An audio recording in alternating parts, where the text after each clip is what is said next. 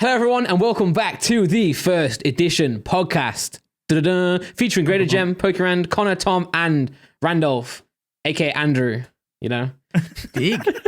I love that. That was such a big intro. Have you ever been that energetic on an intro? I love that. I don't know, mate. I've just been chilling today.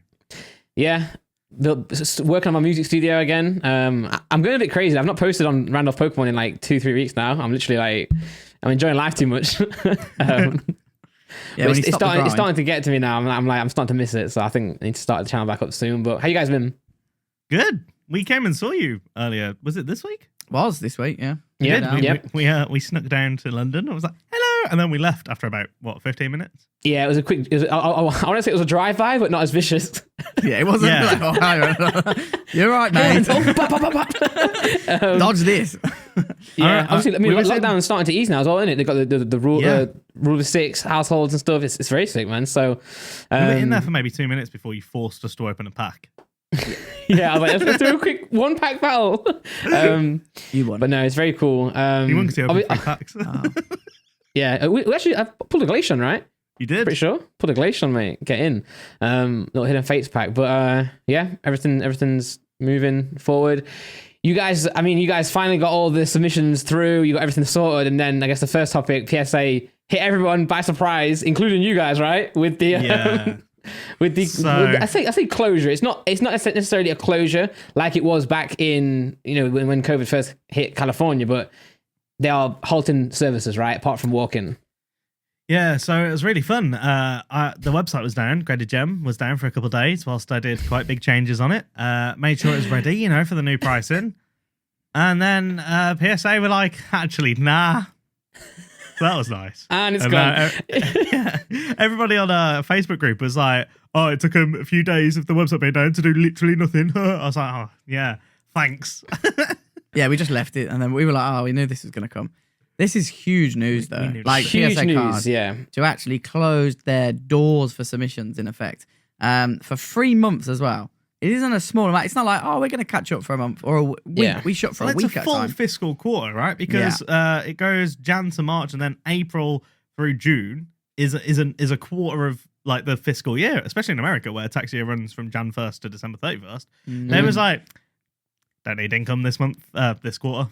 Well, they don't. They've got so many cards. Many cards, yeah. You can see it, all that. And what's income? They generate their income when they complete the orders. Very true. Not when they take in orders. So that's going to be their issue. They've got all this backdated income that they really need to get. They really do need to get out. I'm really looking forward to. We've received some returns, to be fair. I've seen returns start to flow now. Yeah, so we've sent some good emails out. We should have, Easter weekend. I'd imagine some more people will get some. And, we're expecting returns to start flowing a bit, hopefully.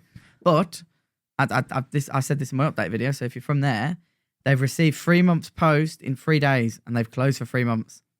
So what they're going to do, guys, is just import all that. Then they'll open for 3 days more.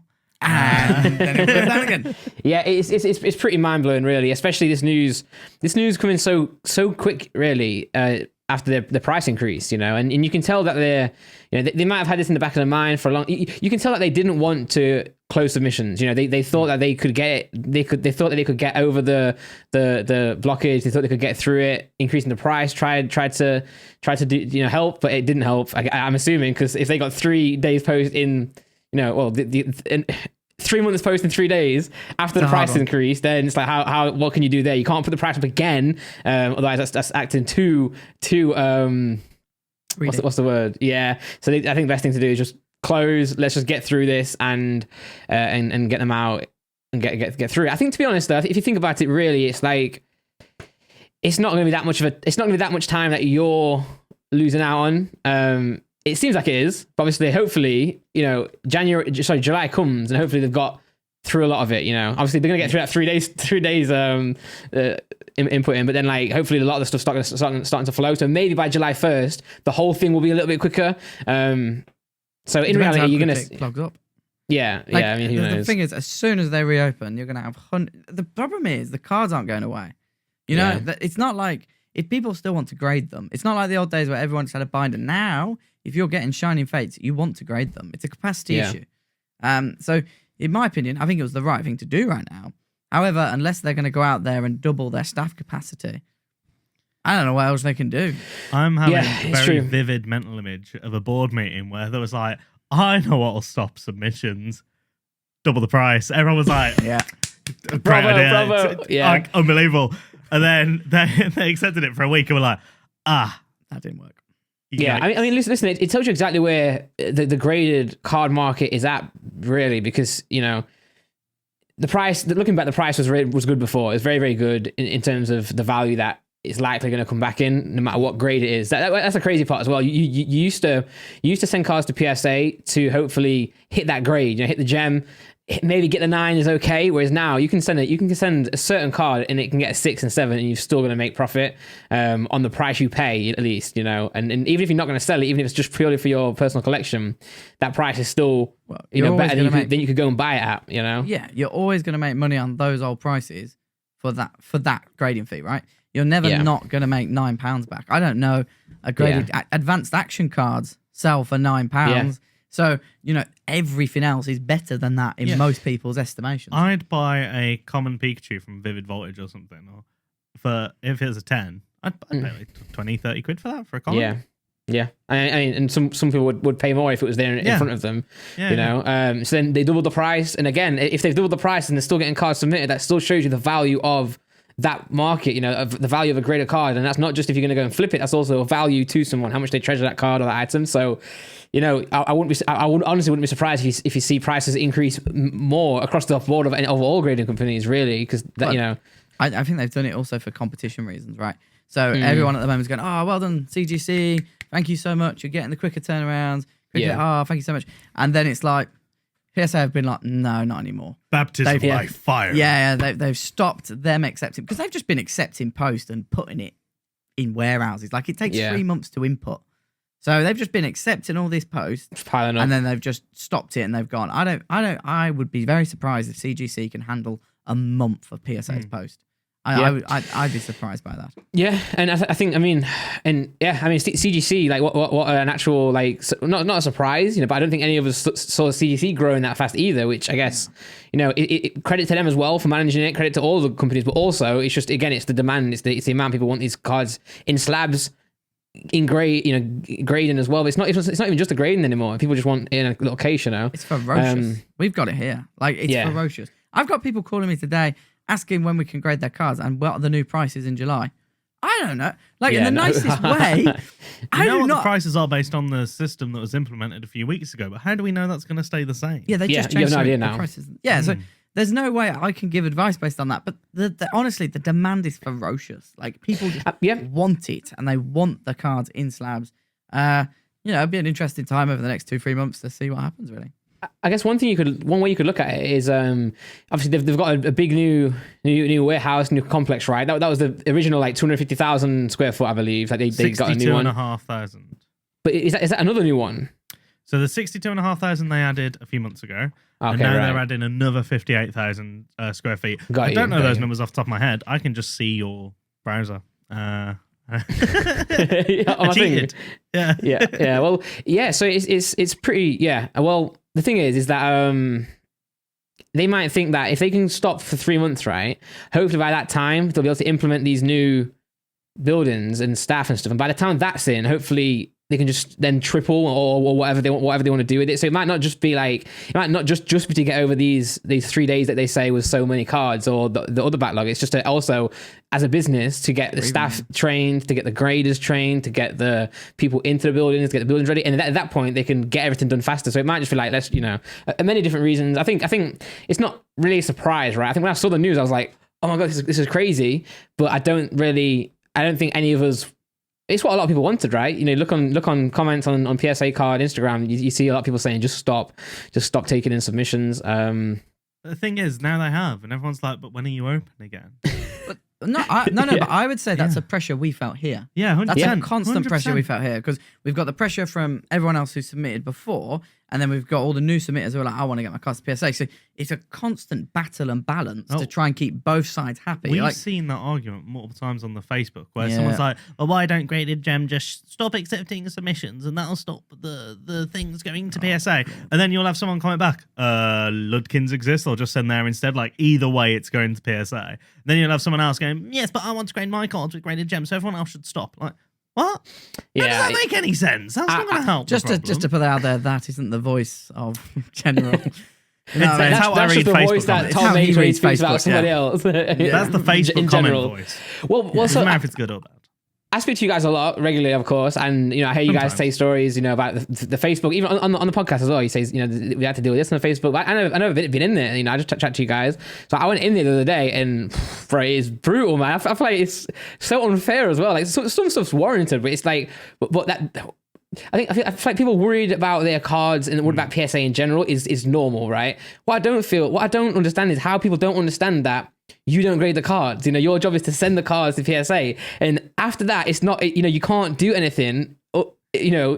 That you can't control anything in PSA. That's completely them. Like a game of Total War. There is a million people all fighting, and I have no idea what's going on most of the time. It's like you've got no control. You guys have got no control after that fact, Especially due to the demand, right? So I think before, and especially at the start of this, like it was a lot easier. Oh, I'll sort this out for us. Okay, that'll get sorted. But now there's just so many people and cards out there. Like, and the amount of Chinese whispers. Like, we'll be like, this is the update, and someone will be like, oh my god, they've sent all our cards to the moon, and then all of a sudden we'll have 30 phone calls. Like, did you send our cards to them? Yeah. Well, it's why you have to be really careful about where you put information. Because if I write a comment, then that turns into that going to Instagram, and then it turns into YouTube comments. Or then it's crazy. Even if it's not us saying it though, sometimes it can just be someone who's just joined the group going, oh yeah, Graded Gem are actually aliens. However, that's social media. Let's talk about PSA. Oh, no, I want to talk about the best comment I saw. On it. To this news, the PSA news, there was a comment. I can't remember who did it. I wish I could give you a little shout out here. Someone just put the Graded Gem boys right now, and it's the penguins from Madagascar on holiday. Yeah, I actually saw that. I saw that, man. Because when I first heard the news, one thing I was I was thinking, how are you guys going to do with this news? Is it going to be completely awful for you? But I mean, it gives you time to get the returns through, right? So you can focus on the returns. I'm sure there's so much stuff that you guys can sort. And obviously, although I'm sure you'd still love to be receiving cards and submitting cards for people, at the end of the day, you're in the same position PSA in. Yeah. So it would be nice just to have some breathing space to get your new officers, organized, get your new staff organized at the same time. So when it does come back, it hopefully should be smoother across the board. But I do think a lot of it's unwarranted. Really, I think. It's and I saw someone even say something like, "Oh, Randolph gets his cards back really quick," and I'm like, "Well, I sent him everything Express Plus, to get it back for content." So Randolph it's just different. An extreme amount for certain cards, by the way. Like he sends stuff the Express Plus. I think is what he calls it. Affectionately. Yeah. Like. That's just it's stuff that it's for content, at the end of the day. Yeah. I lose money on a lot of the stuff, but just content. But yeah, PSA. So 300%. Yeah, massive profit upcharge on him. Yeah. Well, I guess we've spoken about the actual news now. Should we let's quickly actually look at the actual announcement, just so people have got it clear and direct from PSA. We're talking about Chinese whispers. In effect, we're contributing to that right now. So let me read this through the best I can, and we'll see what we've got. So hello, PSA customers. Since my last update, the momentum behind the hobby has only accelerated. In fact, our Collectors Universe president and CEO, Joe Orlando, what a sick name, by the way, recently shared the reality of the surge of submissions to PSA. That's when he mentioned that they had 500,000 cards per business week, which is, a million a month. No, wait, no, 2 million a month. No, yeah. Quick maths, yeah. I'll try to further illustrate what's happened. The sheer volume of orders that PSA received in early March has fundamentally changed our ability to service the hobby. The reality is that we recently received more cards in 3 days than we did during the previous 3 months. Now, that is insane, right? I wonder why they use that as a metric and not more in a day than we did in a month. Yeah. They want to expand it. They want to expand it. Unless they're looking at it on a quarter basis, right? Unless they're looking at the quarter numbers, and that's what he's thinking about. That makes sense. But let's just speculate here, and obviously this is speculating. I can't imagine it's like this. If they said last week they're getting 500,000 per week, do you think that is in 3 days? And I'll be honest. I think it's gone up. You think maybe it's like those 3 days were more than the 500,000 a week that they were getting, right? Yeah, maybe I think so. But the crazy thing is, it's not like the hobby was like in a low spot. during the No. 3 months before. No. So it was high anyway. And then there's another 3 days on top. I can't. Can you imagine the outstanding PSA bills? They do say Yeah. in like normally in 3 months, right? Or do they actually say in previous 3 months? Previous, they say previous. Oh wow! Because last time they said they compared it to like normally. The old, yeah, it says previous. So that's 3 days in the previous 3 months. So we're still in the high. Considering, I can't remember the exact statistics of that customer service guy, but he said that like January was up 80% or something over November, which was bigger than October, which was the biggest month they'd ever had. So, And this is sports remember, guys, as well. Like obviously, we're a Pokemon podcast. You know, Great Gem, you accept all cards, but you know, Pokemon's always been kind of like the main focus, just because that was look at the background, look at Connor's cards. Yeah, so like it's not. I think one of the issues I think many people have is that they think it is just Pokemon, but it's sports as well. It's other TCG. It goes further than the Pokemon. But yeah, so even after the surge, submissions continue at never before seen levels. Given our growing backlog, it would be disingenuous for us to continue to accept submissions for cards that we were unable to process in the foreseeable future. It's an unpleasant conclusion, especially after the March 1st price increase, but it's necessary to properly serve the customers who have already submitted to PSA. Effective immediately, PSA is temporarily suspending our value regular and express service levels. This will allow us to fully unbox and receive the recent surge of orders and focus on our most impacted service lines. We will take a tiered approach to reintroducing these service levels. Our goal is to bring all suspended services back by July 1st, 2021. Collectors Club members will have, their membership extended. PSA's growth planning so they put in 58,000 square foot in, 62,000 square foot. Yeah, I see where you saw that now. Today we stand at 783 people strong compared to 421 in January 2020. Can you make a point on that though? Like if you think about it, 783 people. Yeah. That's not a lot. Like just to put it out there, that is not actually a lot of people working on millions of cards. That's one person per card that's got every 1.4 days. No, sorry, 10 cards per that person, right? No, and it's that's not 1,000. Yeah, it's 1,000. I was going like, what are you talking about? 1,000 cards per person per 1.4 days. Yeah. Oh, that's and great. they're not all graders either, right? No.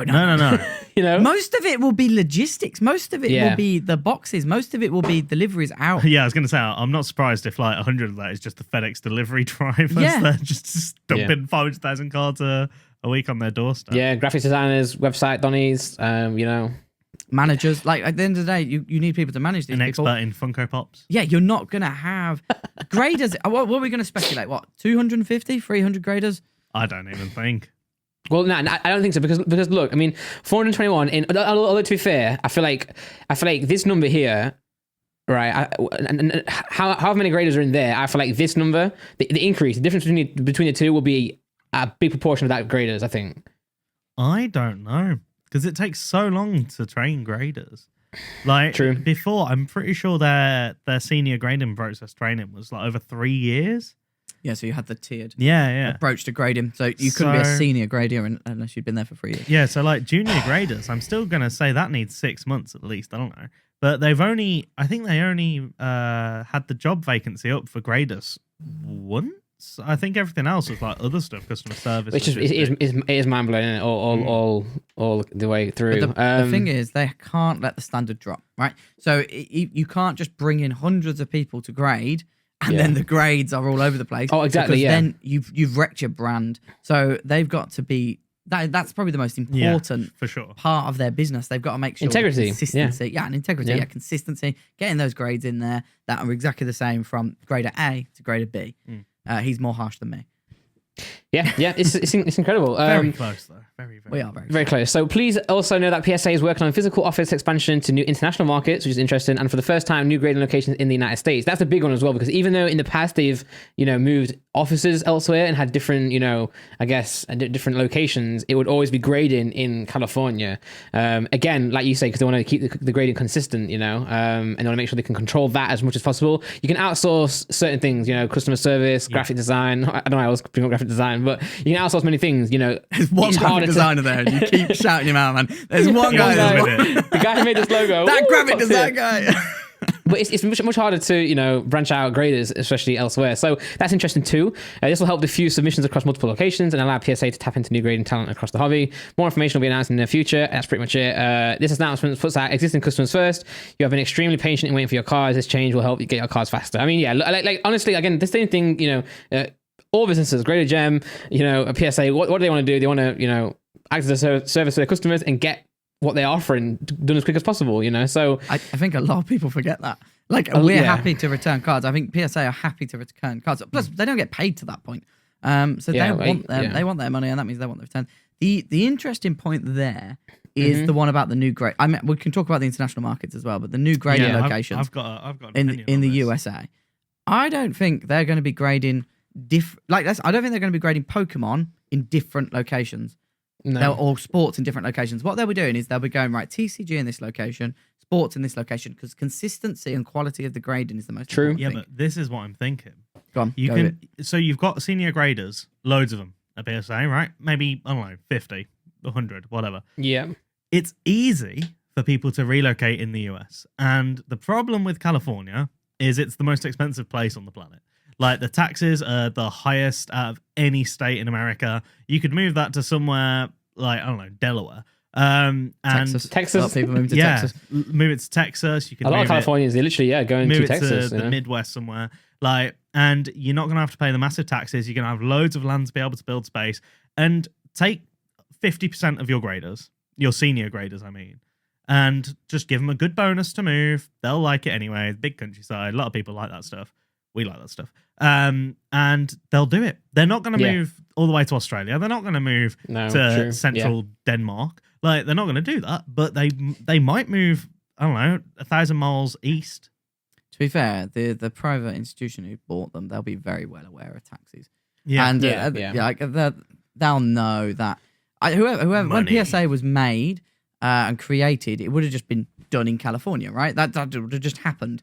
And I think California was the very in place to be. I think now people care less about where it is and actually what's the most beneficial to that company. Yeah. And I have to agree. I think they probably will move to Texas over time because they could just, how much is a 58,000 square feet facility in California? In California versus Texas. You could give a big kick in the face to people like CGC and move to Ohio, the home of comic books. Do you know what I mean? Just be like, we own Ohio now. And put it this way, man. I mean, like there are a lot of differences between the UK and the US, etc. But Americans do business well, right? They know how to kind of to kind of dominate. That's what I say. And they'll do what they can, especially with the new owners coming in, because obviously if you're going to go and force a $700+ million buyout, you're going to have some tricks up your sleeve and you're going to know a bit about running businesses, right? So you're going to do what you can, do what you know. And you have to remember, right? Like, I mean, we're still young in the whole internet age, really. Like, look at history. We're very, very in our infancy still. So, I'm sure businesses like PSA started off one way and now they're growing. Now they figure out they can do new things. Living in California 50 years ago is a lot different than living in California now, especially, with the luxuries we have, Texas, California, other than the landscape, what is different? Stoned. and that. And also, I mean, like, look, like, you got a Pokemon card, This is a Pokemon card, and you got a sports card. Here's a Pokemon card. That's not going to focus that nice now, is it? But they're completely different, right? As you have to remember as well, they're not the same card. When I've been looking at sports now, I know how to grade Pokemon cards. I can do the Randolph pre-grade, but I know what to look for. Sports cards, I don't know what to look for. It's so different, You put it in a sleeve, a piece comes off of it as you put it into the sleeve, So you're putting you have to sleeves wrong. I am. No, I am. I think a lot of people in sports cut the sleeve, cut a little bit of the sleeve to get a little bit of access, but get bigger sleeves. Yeah, I need to do that. But so that's PSA. Let's talk about the effect that this is going to have. That's the announcement. We spoke about Great Gem, but let's speak about what effect is this going to have on the collector, the hobbyist, and what do we suggest they do in these times, and what we're going to do as submitters. Well, that's a question, isn't it? I think the number one thing that's going to happen is you're going to have a build-up of cards, right? And then any capacity to grade cards anywhere in the world. If Australia somehow went, we've got Aussie grading, they would be full to the brim. So where the label's upside down. yeah, could you imagine? That'd be pretty cool. And then a Kangaroo on the 9 back. would look like a 6. Yeah. So like at the moment, capacity is the big issue. Loads of people can have raw cards, but the raw card market doesn't exist in the same way as it did 2 years ago. Now it's all about graded cards. Now it's all about buying a raw card to grade it and add value.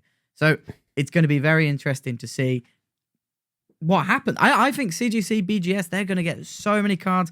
I wouldn't be surprised in the next month or two they close as well. Then PSA were the ones keeping the supply, taking all the demand. If they stop, where's it going to go? Yeah, it's gonna be a big test for the other grading companies. I guess they'll welcome it, of course. They'll give it their best go. But yeah, it's gonna be an onslaught of cards. I think as well. I think the main thing for me is just be patient. Really, like it's not like these cards were coming back in a month, in 45 days, business days anymore. You know, so it's like your card. We're getting used to. It's sad, but it's the way it is. We're getting used to having our cards gone for a long amount of time. You know, so although 3 months does seem like a long wait, you know, build your cards up, save. Stick them in grade fits. Stick them in grade fits, of course. Yeah, and just tonight. Like does it? Oh, Friday night, let's go. More grade fits in stock. Hit them up. I like how you were like, is it? I need to buy some. You just go in there. It's let me write that down. The limited's 200 per person, so don't buy too much. Yeah, 200 per person. Big price drop though. I think people are very surprised about that, but welcome surprise. Yeah, so our first wave was last week, and we sold out in 3 and a bit hours. Come on. That's big. Very, very big. So, yeah, grade fits again. Second drop, make it quicker. Let's go. Shorter time, be quicker. But yeah, no, so I think you got more time to forecast now, right? More time to forecast, more time to pre-grade, more time to understand your strategy, you know?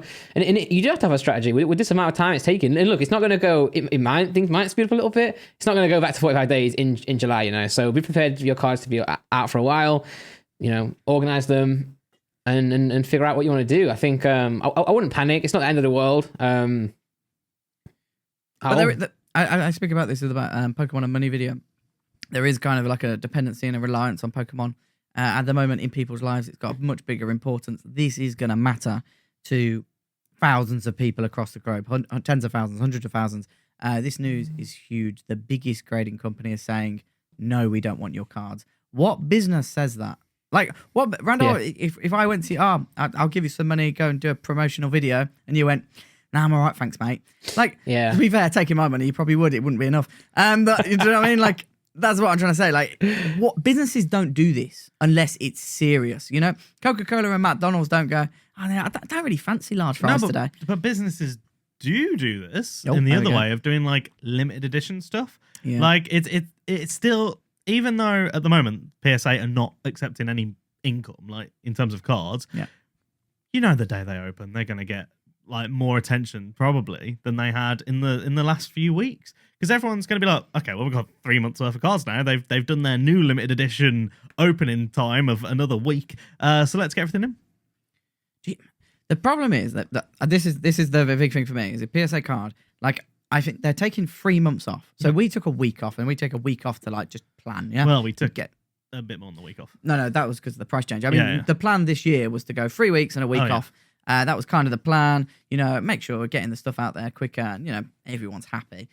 They've closed for 3 months. That is an extraordinary long time for especially for a company that's just been bought for $700 million to close for and be like, no more cards. That is huge. So they can't open and be like, actually, I think we'll close again in a month or two. That damages their brand. Right now, this is brand repair. They're repairing their brand. If they close again for another 2-3 months, then everyone's just going to go, what are you doing? Why can't you handle this? This is your job. You're the market leader. So it's I do not envy them again. I think they've got a very, very difficult job. Every business can go out of stock. I mean, you could use McDonald's as an example. Have you ever been to McDonald's and been able to get both a milkshake and a McFlurry at the same time? That's because they're cleaning the machines. Yeah, but that's what I mean. As they always are. But like, businesses run out of stock at the start of the pandemic. You can barely get anything delivered, even though I had Prime off Amazon. There's nothing on there. Well, it is now, but you know, for months we had nothing on there. You know, like so they're just running out of stock of their service. If you go to a building company, God, I'm really bad at real life contractors, and you go, oh, can you build me an extension? And they go, no, we've got too much work. Like, It's just what it is. That fully happens booked, you know, fully all booked. the time. Go and look for a holiday. Go and look for, you know, a holiday home. I mean, go and look for doctor's appointment. a turkey at Christmas. You know, it ran out me, or it's closed. You know, they're finished. I mean, certainly with a company like PSA though, you know, they would try their hardest to increase the capacity, which they are doing, hire more staff, which they are doing, and rather than saying no, they'd prefer to manage it. You know, that's what everyone would like. That's what we as customers would like, really, as well. Like, you know, would I rather not not be able to send cards in, or would I rather they quickly expand? But sometimes you can't do both at the same time. Take these amount of cards and get them, you know, and grow the company at the same time. So sometimes you do have to just sit back and say, like, something has to happen. You know, happen with you guys, happen with them, and it is what it is. I think the crazy part is that they just got bought out, like you said, Connor. So it's like imagine going to buy a company and the first thing you do is let's change the price, of course, but then let's pause services. They'll have a growth and profit plan there. Like, yeah, of course, yeah, not worried, but it's just a crazy thing to think about, you know. But they would have walked around, wouldn't they? Oh, God, I wouldn't want to be them. I've just bought They're this place for $700 million. Yeah, and it's like, oh, what are these boxes? Yeah, this is an exclusivity power move in my mind. They're like, you want PSA, you can wait. Yeah, I mean, and to be fair to people watching this, and I know this kind of goes, you know, a little bit against Greater Gem, but this is a good time. I wouldn't panic, but you know, if you want to try out CGC, VGS, do it now with a few cards or whatever you want to do, and then make your mind up. Yeah, but because, you know, at the end of the day, you know, I mean, I'm sure you guys would want people to send in cards to PSA because they truly want to, not because it's the thing they've always done, because they truly want to. So go and try the others. Try CGC, try VGS, and see what you think. Then don't go send everything in. I wouldn't recommend that. Don't go send everything you've got. You know, just send a bit and then analyze it. You know, because, you know. Yeah. PSA claim to be the best. You know, many people think PSA are the best. Well, you know, this is your time to do your research. The way I would put it is like PSA are. This is a different market operationally. They were working in a market before, and they were the market leader. So what they have is a head start on everyone else because they're the trusted brand. That doesn't necessarily mean, and the owners will know this as well, they're going to be the trusted brand in a decade. In fact, this extra attention that's been brought onto their industry could be bad news long term, because if any other big players go, well, CGC, they've done it. You know, the PSA don't want all this competition. They never used to have it, and now they're going to get it. They're going to get it in droves. And even if 1, 2, 3, 4 companies stick, that's less cards going out to PSA. Yeah. And it is professional sports authentication. Nothing about Pokemon there, nothing about Yu-Gi-Oh, nothing about Magic, nothing about... More about grading. But in my mind, I don't care where you go, I'll be honest, as long as you're collecting. Like, that's all this is based on. Yeah, we kind of went Team PSA and waved the flag, but just collect and have fun and enjoy the cards. It's not all about everything else. Just enjoy it.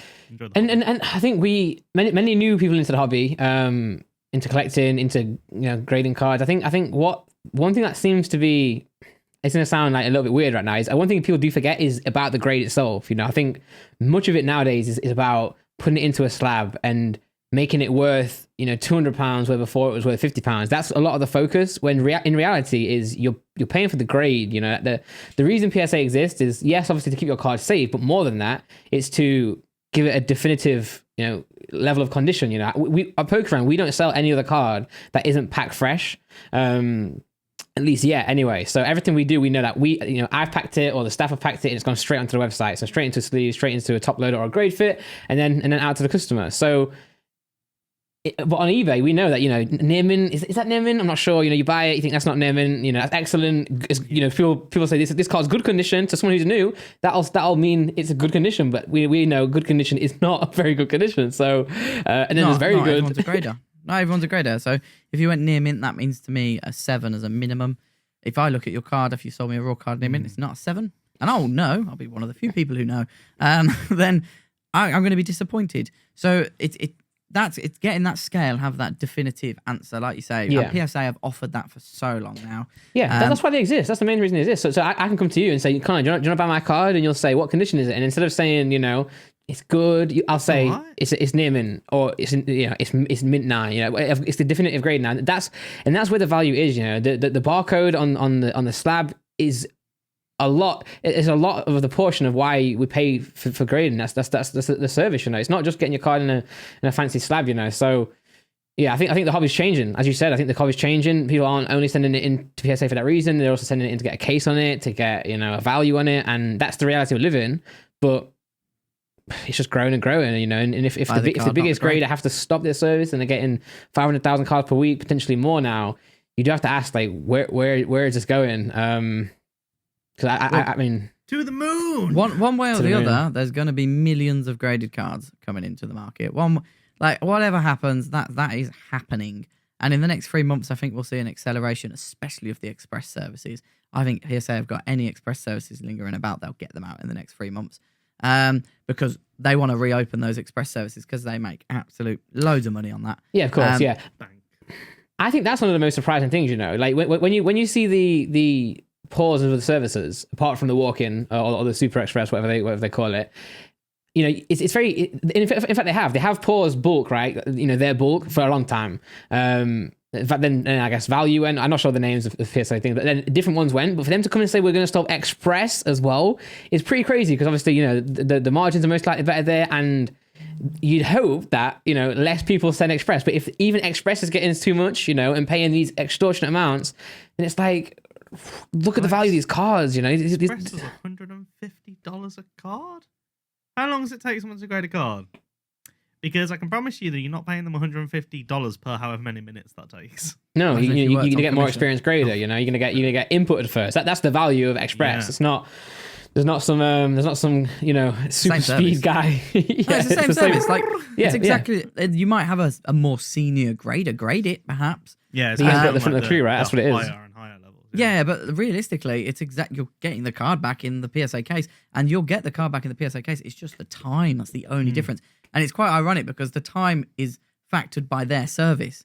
If they make their service too good, then there's no point in sending Express. I'll wait 3 months. Why would I? We never sent Express. We didn't even have an Express service until August because there was no need for it because the cards used to come back quick enough. I mean, I remember when I think our fastest ever return was 2 months. From sending it out to the day to getting it back. I think it was 2 months.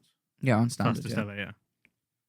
Yeah, Back in the day. it's crazy. I mean, imagine like, and that's why standard has almost been not moving because people start sending Express, and what happens then? It goes to the front of the queue. Well, then what happens to the rest of the queue? It just slows. So they're getting so many Express Plus. Blah blah blah. It's just it's mind blowing, really, and it's definitely changing the hobby. I mean, look at. Back in, and this is a long segment of the podcast, but look back in the day, right? Back in the day, it used to be WotC. You in Pokemon specific, you grade WotC, you would grade, gold stars, the highest cards, the highest rarity in the hobby, you would grade those cards. And modern was something that you'd open. You'd open to collect, put in your binder, you'd open for fun, you would open for tournaments to go and play the game. Now, you go and buy 4 cards of this, 4 cards of that. And it's like now, and there were separate things what I'm trying to say, opening packs versus grading. Now it's the same thing, isn't it? Like it's the hobby. The hobby is this now. It's grading and it's opening packs, and people open packs to grade. People still open packs to play to collect. But look where the raw market is. Look where the actual Pokerun and Graded Gem back in the day would have been very, very different, or very, very far apart. Still both Pokemon cards, still both collectibles, but someone who comes to Pokerun to buy a pack isn't necessarily the same person going to you guys to grade a card. Whereas now people will come to Pokerun, and as soon as they open these cards, they send them off to you guys.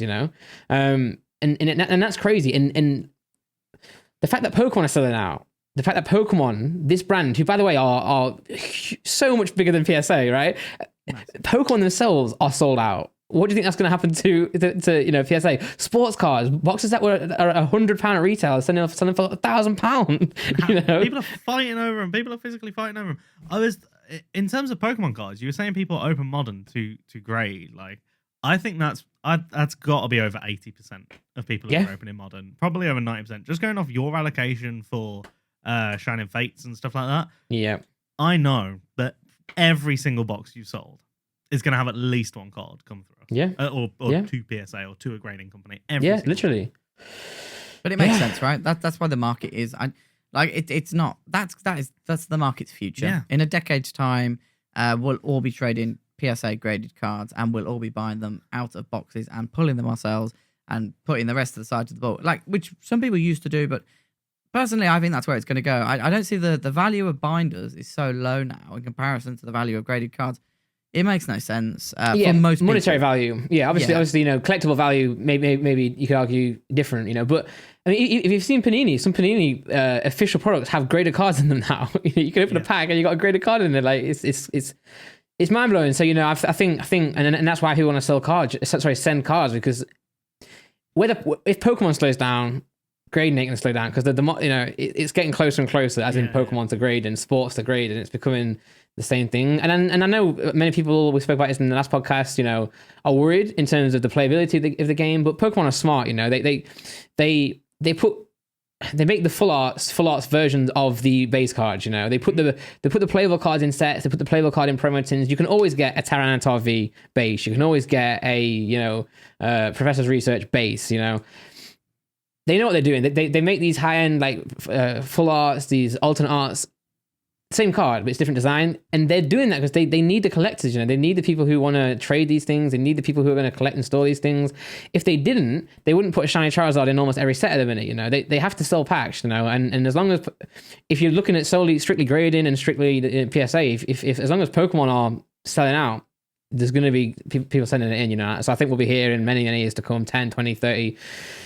And we feel like we're getting old, but we're young. We're still young. So this is a market that's in its infancy still. Yeah. So what's 3 months? Is my point there. What's 3 months? Versus these many years. And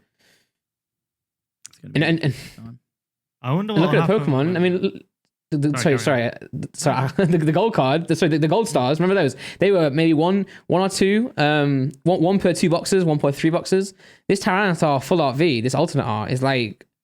I mean, we've pulled one in the whole of Pokemon has pulled one, and we've opened so many boxes for the single cards and stuff. So really, just one?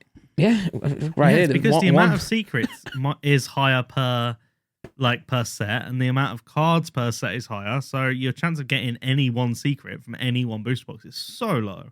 That's very clever, though, and I think that also that's the thing. It encourages people to grade because even if they don't want that particular card. They'll send it off, grade it, and then they'll get it back, and then they'll be like, "Oh, I don't want that Tyranitar, but I do want that Charizard, of course." So maybe that's how the game is now. So even if you're not looking to collect that particular card, you still know you're going to get more value by sending it off and then trading it. So trade it for 20 boxes of the new set you want to get. Trade it for what you want to collect. I mean, what would you guys rather collect? This is now back onto the actual Pokemon, Pokemon itself. What would you guys rather have? A PSA 10? I'll go big. PSA 10 first edition Blaine's Charizard or a PSA 10 Rayquaza Gold Star. Well, the Gold Star has more more value. Two Pokemon that I don't really care that much about. True. But I guess the value then. If I could go for the Pikachu Gold Star, I'd choose the Charizard, even if the Charizard was worth 3 times as much. Yeah. My point with that though is I'm trying to say in 30 years, where is the Shining Charizard VMAX from Shining Faith going to be at versus the Tyranitar full art alternate art, right? One is hard to pull, Charizard hard to pull, but you can get it relatively easily. This Tyranitar is super hard to pull, and there's gonna be less. There's gonna be less on the popular report. It's gonna be a rarer card, So if strictly speaking, if we're talking about pure value, if you get a Rayquaza Gold Star, sell that, you can go and buy 3 or 4 Blaine's Charizard in a 10, right? Whereas now everyone's chasing after the Charizard. Well, let's look at the Tyranitar, which is extremely bankable, right? So people who are outside, especially, or who have just come back into Pokemon, they know who our Tyranitar is, but it goes our Charizard straight away, laser focus. But it's interesting because it's still going to be the people who've been here for years who go, "Oh, that Tyranitar's sick though." Or that Pikachu from Cosmic Eclipse is way better than all the others. I want the whole full art. The people who really know the cards to pick up are the ones who've been here for years. And then all the Charizards and all the bloody obvious stuff, that's not the stuff that's going to have loads of value in 20, 30 years. I mean, it still will. It still will, but it'll be accessible. You can get it, right? And obviously, there's so many of them. Look, in sports, Luka Doncic is 17,000 PSA 10s, but it's still £1,000 or $1,000. That's crazy. But then take. I mean, I'm not sure of the comparison in sports, but take the Charizard and Tyranitar. I think how many of the Tyranitar will there be around to get at 10 grade, etc. So it's different now because more people grade straight out of the pack. I mean, if people graded straight out of the pack back in the Rayquaza days, there'd be so many more 10s. That's just a fact. But again, the hobby just keep outperforming itself, and that only can be. And that can only be a good thing for the graders, and you can see why they come and buy PSA for 700 million because they see where it's going. Yeah, if they can keep PSA at the top of the game for the next 20, 30 years, they're laughing. They're absolutely laughing. They've got a company there that can produce unlimited profitability, realistically. What are they actually doing? They're grading a card because they're trading off their brand, they're trading off their name. So it basically it's free, it's profit, right? How long What are you until doing? the P in PSA stands for Pokemon? That's what I want to know. You reckon Pokemon Sports Authenticator? Pokemon and Sports Authenticators, yeah. It could, maybe one. I don't think they'd be able to use Pokemon in the name though, right? But like they could do it like Pocket that. Monsters. Pocket Monsters, yeah. And they've definitely pivoted more towards the TCG, but sports is still their biggest. Oh, by far. Like, the amount of Zion Williamson and Jamarant cards probably equals like most of the Pokemon stuff that's gone off. Yeah, Like, well, not here, Zion but in again. PSA. Zion was in the 2019 to 2020 draft class, right? And there's already 16,000 of his card in PSA 10. You know, so even look at the Mount Zion. Even look at Champions Path Charizard. You know, six that. Well, now I don't know how many now, but and I mean. It's crazy. It's crazy. It's best not to think about it because it will just blow your mind a bit. I think people don't really understand how big it is. Like it's millions of cards, tens of thousands, hundreds of thousands of submitters. Like it's just so big. It's hard to fathom. I don't even want to think about the PSA warehouses and how they're doing that. The thing that really messes with my mind is how much cardboard does that equal?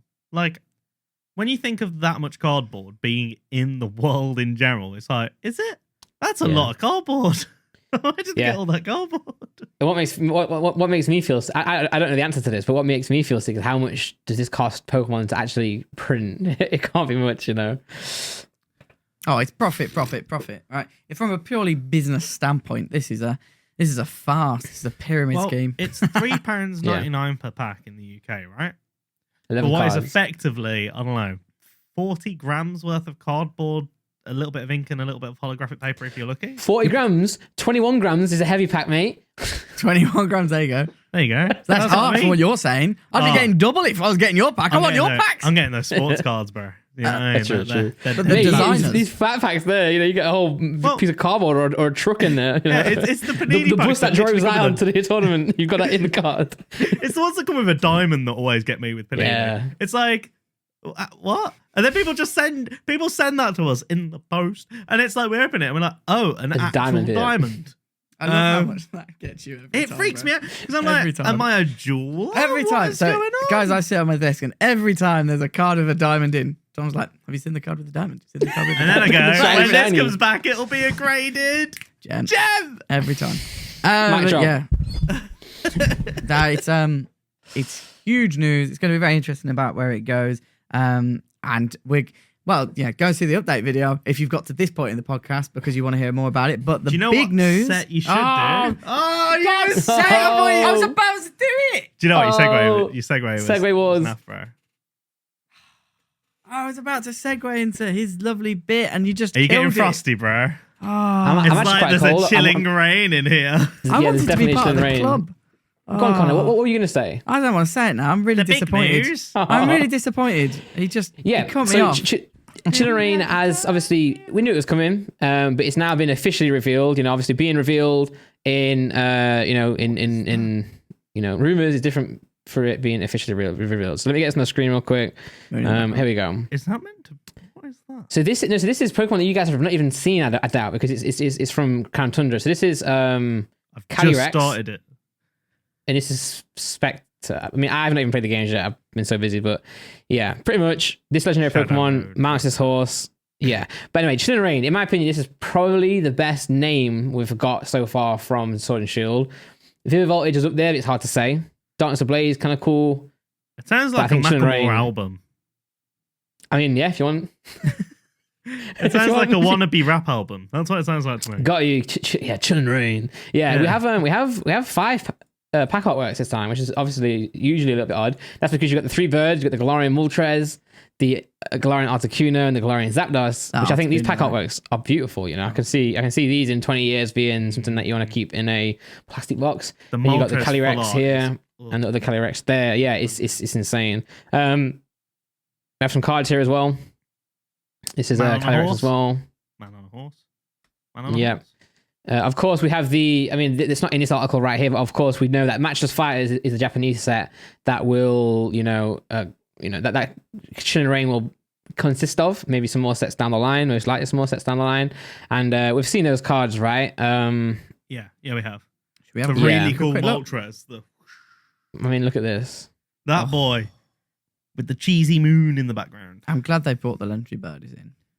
Yeah, I like that they've I mean, changed them up so much. I hope they do that with other legendaries. I want to see some kind of mental Mewtwo that's like. yeah, I do like the Galarian forms. All Mewtwo's are mental because they're psychic. Yeah, but come on, man. So there's a lot to look forward to in this set. I'm really excited for this. And then as you go here, we have some more lineups revealed. We have the Eevee, 3-pack blister, the Snorlax 3-pack blister. This Snorlax was a promo card in Japan, which is really cool as well. Do I have them sent off to PSA? I have some in grade fits, but I don't know now if they'll be sent for a while. Morpeko is a great Pokemon. Phanpy, great Pokemon too. Then we have the building battle kits, the booster box itself, which is a nice looking booster box. The Blaziken Decidueye premium Shetland blisters, which are really cool. We have these packs, and the ETBs are really nice. To be fair, these are really cool ETBs. I haven't seen a cardboard blister pack in so long. Like yeah, retail. I think I think Chaos and Magic Madhouse do them, obviously because they get from America. But these are mainly an American thing. In the UK, usually, well, to be fair, I don't think like Tesco and stuff really sell single packs today, unless it's at the front of the till. Yeah, they have single pack blisters though. I see single pack blisters with a little promo code on all the time. Yeah, yeah. But these not so much. I think they have these on the hangers in America, whereas in the UK, usually if you buy some packs, it's usually some bloke at the front right? We have to ask him, can I have 2 packs? Like cigarettes. But very different. Yeah, and then this is the product lineup. So obviously we got officially revealed today for us as the distributors, and we can now pre-order it. So we'll be putting our pre-order in. But the crazy part of that, which what I told you guys, is this is not consistent with every distributor. So if you're watching from America, I don't know. If you're in a different country, I don't know. But in the UK, I just noticed this is a really nice Mew pin.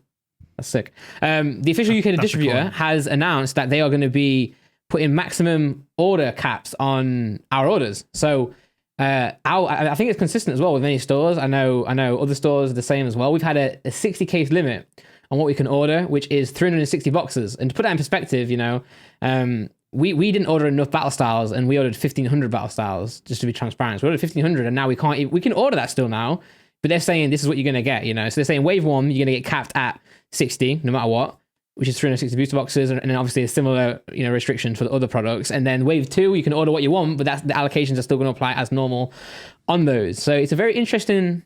So they've changed it up. They're trying to do something, right? So they are trying to do something. I'm happy they are doing something. It only arrived today, so I still have to kind of take this in and think about it. But I think it's good, and I think it's bad at the same time. Because the reason it's good is that stores like ours, we know that now we can do pre-orders, right? We can do pre-orders of the amount that they've given us because they know that they're going to be able to fulfill that, or at least they think they can fulfill that based on previous pre-orders, based on previous sales data. So that's what they said. They can definitely supply us. And I mean, can I ask? So obviously you're quite a big store. Well, you're a big store in the UK, not quite big. And obviously you've got other people who use that same wholesaler. Are you getting more? And there's other tiered people with you who get more, or can, let's say, Connor, who runs Connor's cards, also get 60, and just come in and do it exactly the same. So that's a big worry that I have, and that's the main worry I've got because of the following reason is I know of a couple of stores already that have had the amount, right? And I know that we've got the same amount as they have, and they are big stores, big stores. But also, it's an email blast. It goes out to. This is the same email that goes out to everyone. I can't imagine they've sat there and gone, this. I think they've gone blanket across the board. This is the maximum you can get. And my worry here is that, and also they've told me before in the past, they don't allocate based on, your store. They allocate.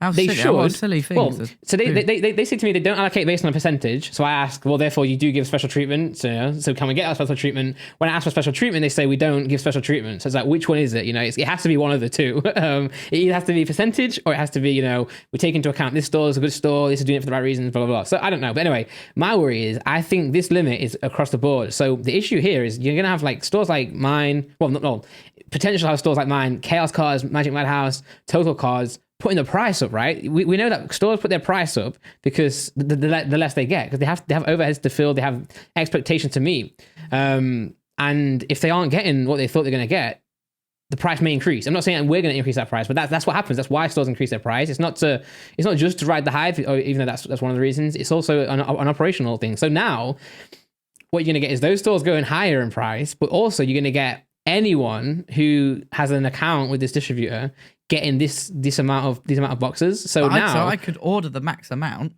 and because I've just got to look after Connor at Connor's Cards, I could just sell them at cheaper than what you're selling them. Easy. Yeah, or you can put them on Facebook, or you can, or the worst part is, and the problem we have now in Pokemon is, well, you got all these stores opening that don't have to run businesses. They just know how to email a company and get boxes, or they know how to set up a company on a company's house, which is not even a requirement for this distributor anyway. So what's going to happen now is you're going to get these boxes spread wide across the hobby. You're going to have so many of these smaller stores that, and don't get me wrong, I'm not trying to shut smaller stores out here at all, but stores like Pokemon, stores like Chaos, Magic, you can trust them. They've been around for a long time. They know how to operate. They know how to get your card from A to B. They have staff. They have, Royal Mail contracts, DHL, DPD contracts. They know how to do this. But now you've got this bloke or this bloquette. I don't know the differences between the slangs, but now you've got these people who can now just do what they want. I've seen many people pre-order products from these stores that aren't legit and get hurt on them, get stung on them. So now what's going to happen is you're going to get these big stores limited, but you're going to get the smaller stores, which is good. If you're a small, especially brick and mortar store, and then hopefully you're going to get as much as you can, but you're going to get these scam stores that are now going to have more product than they did before. That's what I mean. I don't disagree with the actual policy. What I disagree with is the management of it. Like for me, I'd be going like, right, have they got a brick and mortar store and what's their online presence? So I'd be like, if they've got a large online presence, then I'd give them a little bit more. Or if they've got a brick and mortar store, I'd be like, yeah, you have what you want. You know what I mean? You're fulfilling your local community. I agree. Congratulations. However, if you're, that again, I agree. No disrespect. I'm not against any opportunity. Anyone who's got an opportunity, go take it. Sure. However, like that Connor's Cards shouldn't just be able to go out there and buy the same as Pokerand, because it's Connor's Card to con. In case it's Connor's con cards and he's going to take them all. So there's very true reasons that's the same why thing that shouldn't be the case. That's the same thing we knew as well. We knew coming into the game that, obviously Chaos Cards, Magic are still going to get more than us. That's not an issue. But as we start to grow and as we start to sell more, my conversations with the supplier was, we need more. We need it really, because we've got so many customers who are choosing to come to us over other stores, or maybe they don't know where to go, and we need product, and that's how business works. The more you sell, the more you need. And again, when I was reading this document, I was happy. I was like, this is incredible. This is amazing. Until I got to the actual amount that we were limited to, I was like, that's so small. Especially based on where we're going. So we acknowledge that for Battle Styles we didn't order enough, so we're going to go big. I mean, we're taking out loans now. We're taking out big loans to cover literally just Chilling Reign. So now we've got all this money. Like, well, I don't need it anymore. We don't need it if we can't order it. And to be clear, you can order it. We can still order that. We can still put that amount in. But what they're saying is they're saying, and maybe what will happen is they'll give us this amount, and then wave 2 will be, a lot bigger, which to be fair has happened with Battle Styles, by the way. With Battle Styles, they gave us our first allocation, which was a third of what we ordered, and then we got another third a week after, which was surprising. I know the rest of the UK were pleasantly surprised there. So I don't know if this is a conversation that they had with Pokemon, or if this is something that they're doing because based on Vivid, based on Battle Styles. Because what may happen is Pokemon might be like, well, here you go, here's Chilling Reign. We've got quadruple we had before, and the distributor might say, great, well then here you go, guys. We were wrong. We didn't need to limit you, and now we have plenty. Yeah, but at its core, I think this is good, because it means that, especially for for stores like us, we don't like doing pre-orders because we don't want to oversell. That's the worst thing we want to do. We don't want to oversell. But now we can actually we can do pre-orders based on these numbers and be like, right, we're going to get this now, which is great. Thank you for letting us know. And now we can It still depends on how it's managed though. Like, because the idea is that Pokerand has so let's say there was unlimited stock out there, right? Pokerand can sell more than Connor's Cards because your reach is bigger. You've got a whole website. You've got staff that are going to fulfill orders. I can only fulfill so many booster box and orders a day, whereas Pokerand's got staff and clever people working there. They've got a website and they've got all the marketing. You're opening it on a YouTube, so you've got much larger reach. So it's about, so you need to have the opportunity to be able to use those advantages that you've built from hard work, rather than the guy Connor in the street just picking up the booster box and flipping it to his mate. That there has to be a difference in management of your company and Connor's Cards. That's the way I would see it. Like, and there's nothing wrong with Connor getting something. Exactly, and it's not me. It's not me even like, split my dummy out thinking, I should get more than you. If you then go on to create Connor's Cards and it'd be incredible, and you deserve to get more too. Yeah, but I agree.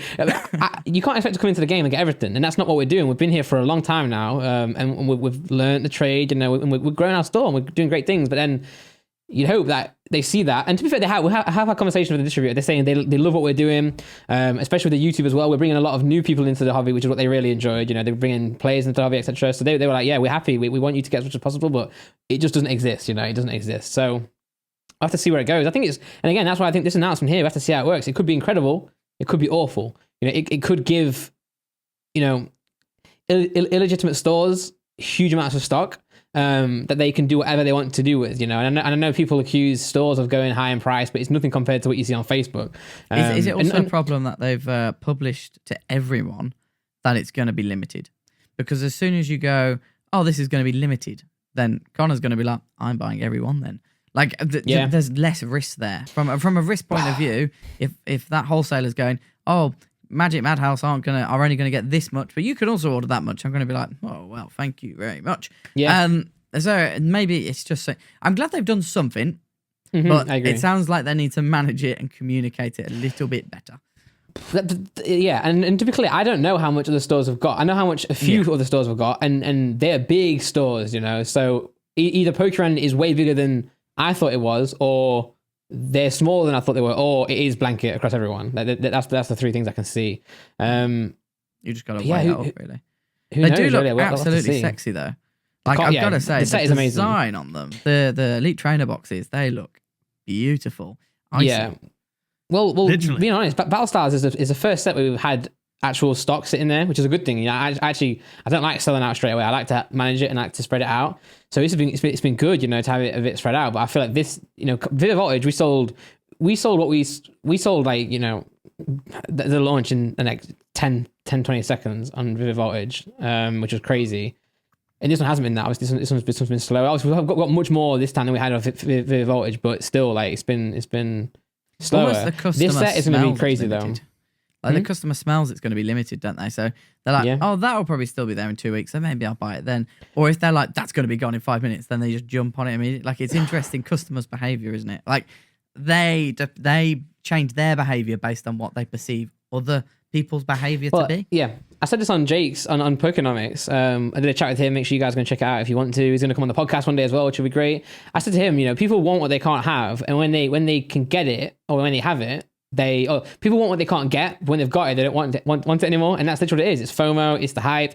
Look at Vivid Voltage compared to Battlestars. Battlestars is a vastly more playable set. There are so many cards in this set that are playable in the TCG, and that's why it's a good set. They've got a new mechanic, you know, the Rapid Strike, the Single Strike, but it's compared to Vivid Voltage, which is a highly collectible set, I would say, because of the Amazing Rares, because of the Pikachu, you know, the Lugia, the Snorlax. That's why it's sold more, because it's a collectible set. You look at this set, Chilling Reign, and this set screams, yeah, people are going to go crazy for this. Why? Because of these birds, you know, these crazy alternate arts. And do you think we'll get a trio card at some point of the three Galarian birdies? Maybe, because we did before, didn't we? Tag team. But I don't know if tag team's going to come back. I'd love to see one of the dogs at some point. But I think I think the tag team was it was done for the mechanic, right? For the actual mechanic in the game. Whereas I feel this gimmick or this mechanic in Sword and Shield area is going to be the Rapid Strike, the Single Strike. You still get or the VMAX Climax. You know, the VMAX Climax that's coming out, or the VMAX Fusion, whatever they said. What you say, Tom? Sorry? Could still have multiple cards, multiple Pokemon per card, though. True, it doesn't have to be tag team, right? Team Magma's Groudon, Team Aqua's Kyogre, those cards. Yeah, this is true. I actually really like the dogs idea. Yeah. I think that's definitely a thing, right? Raikou, Entei, 3 dogs. The legend 100%. Cards as well. We've seen it back in the past. We could have something new going on with. Yeah, Legends are sick. I've just realised that to me, on the podcast it'd be fine, but to me, your audio is quieter than Connor's. So every time you talk and I interrupt you, it's just Connor. Just away from the mic a bit. Yeah, I apologise. I'm quite far away from the mic because I'm like half asleep. I'm like, hello. Yeah, no, it's for the podcast it'd be fine, but just for me. But yeah, I'm excited for the future of Pokemon, man. And they know this. They know what they're doing with the Shiny Charizard, with the alternate arts. So these new sets are going to just keep blowing people out of the water, I think. When is this due for release? Sorry to sound like a So yeah, I mean, we haven't even spoken about that. This is June. Officially revealed today. Hopefully by then I'll have finished the Crown Tundra as well. Just started it, so. Yeah, so you can get excited for it. Yeah, be like, I know that shadow horse. Yeah, June 18th. Look, so just ready for people to get the cards, put them into grade fits, and get them sent to Graded Gem. Great timing and all. Great. You guys Brilliant. are gonna have Shining Fates, Battle Styles, and Chilling Reign. All in one big go. And EV Heroes, or whatever it's called. Yeah, all in one big go, and that is crazy, really, isn't it? Like, Shining Fates, not a lot of it's gone out to PSA unless you've submitted yourself, which I'd imagine in March more people exist, did though. submit themselves. But yeah, it's hard to get. Where is it now? Like, are you getting any? I opened it all. We had. You're not getting. So I mean, I've been very open recently about the amounts we're ordering. I think it's good to see the transparency. So we ordered 2,000 boxes of ETVs. We ordered 2,000 ETVs of Shining Fates. We got 50, which is in the first lot. We got 100 in the second lot. So 150, still waiting for the rest. So we've still got 1850 waiting to come back. Do you think that will eventually get to you? Yeah, I think it will. I think it will. They noticed it in. I mean, look at Hidden Fates. Hidden Fates has just had another reprint, and that's 2 years later. I think they know they will keep printing Shining Fates, and that's the point with these sets, right? The holiday sets are meant for the holiday, but if they start going crazy with it, they're going to still print it. I don't know how much they reprint is Shining Fates or Shining Legends or Dragon Majesty, but I know Hidden Fates, and I think if I can predict Shining Fates, I think it's going to be there. I for think a while. it's going to last for ages. I'm going to be honest. I think they're no longer going to be holiday sets. I think they're going to be literally be collector sets. They're going to be like the Ikoria stuff, the Lair Behemoth. It's going to be. We call them holiday sets, right? They call them special sets. So What is that? Is it not called holiday sets by Pokemon Company? I don't know. I don't know. I might be wrong, but I feel like it's just released near the holiday, and this one hasn't been. This one's released in February. It was released in Feb, wasn't it? This time. February was a holiday. They released that Champions Path thing, didn't they? Instead of the actual Shining Fates. I reckon. Champions Path thing, yeah, little set. Yeah, the Champions Path. That was a yeah, bad set. But yeah, like it would be interesting to see how a lot of new Pokemon coming out. I would say that the good thing is that Chilling Reign is going to come out. It looks absolutely beautiful, and the Battle Styles, I like how it has been less received, or it's not just flew out the gate.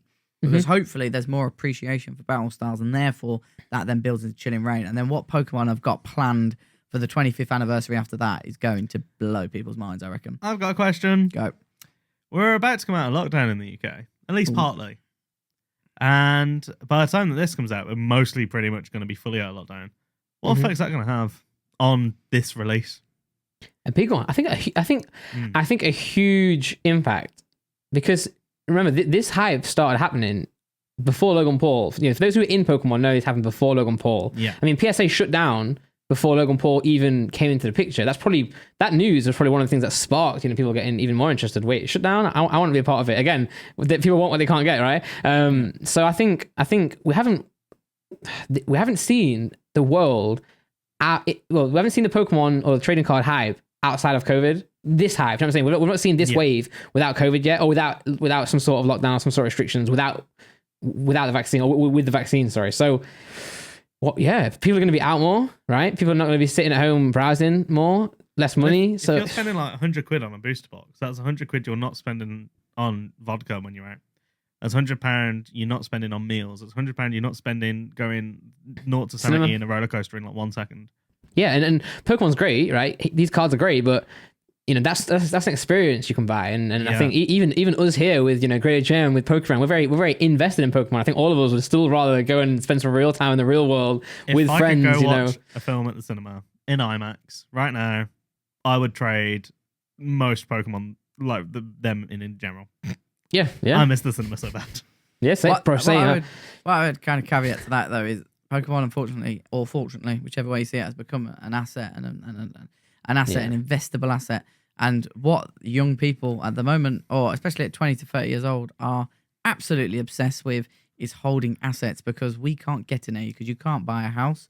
You can't. That's true. You Very can't good buy point. anything. So you can't. And Pokemon cards, as silly as it sounds, they are an asset, and you can build your asset from a £30 investment to a £500,000 investment, and you can build your way up. And it's a very real way of seeing that. That's why cryptos have all exploded. That's why trading cards have accessibility, right? Like, you're right. I mean, I know, by the way, this is a crazy thing. The members of the Sidemen, a long time ago, it's different now, of course, but a long time ago, they go to the bank with money to buy a house, for example, as in like not even the mortgage, with money, and they wouldn't get approved. They wouldn't get approved because they didn't understand YouTube. They didn't think, oh, it's not a real job. That surely you can't afford this, and mortgages at the same time. I mean, even if I want to get a mortgage now, I struggle to get one. The businesses help, but in terms of rapper, yeah. yeah, I'm like, bro, I've been on tour with KSI, man. But still, yeah. Yeah, but what can I buy? I can go and buy some Pokemon cards that can go up 10 times in a couple of years, sell those, and go and buy a house straight off the landlord, or straight off the, I don't have to get approved from anyone. So you roll up with a wheelbarrow full of money and be like, yeah, this is money. But then, to be fair, pure cash, then it'll be, I'm definitely a drug dealer at that point. Where'd you get that money from, sir? Charizard. Yeah, right, mate. Is that what they call it now? I get an ounce of Charizard. But at the end of the day, the investable asset market, we've all seen it on Instagram ads. We've all seen it on our YouTube recommended. But I've only seen that since lockdown to the kind of scale it was before. Like, I never saw that stuff before. No, that's very true. Yeah. But this is what I think now.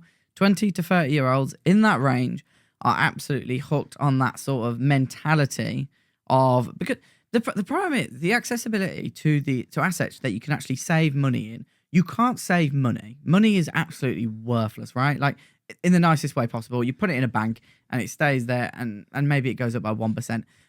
You have to invest. It's a necessity.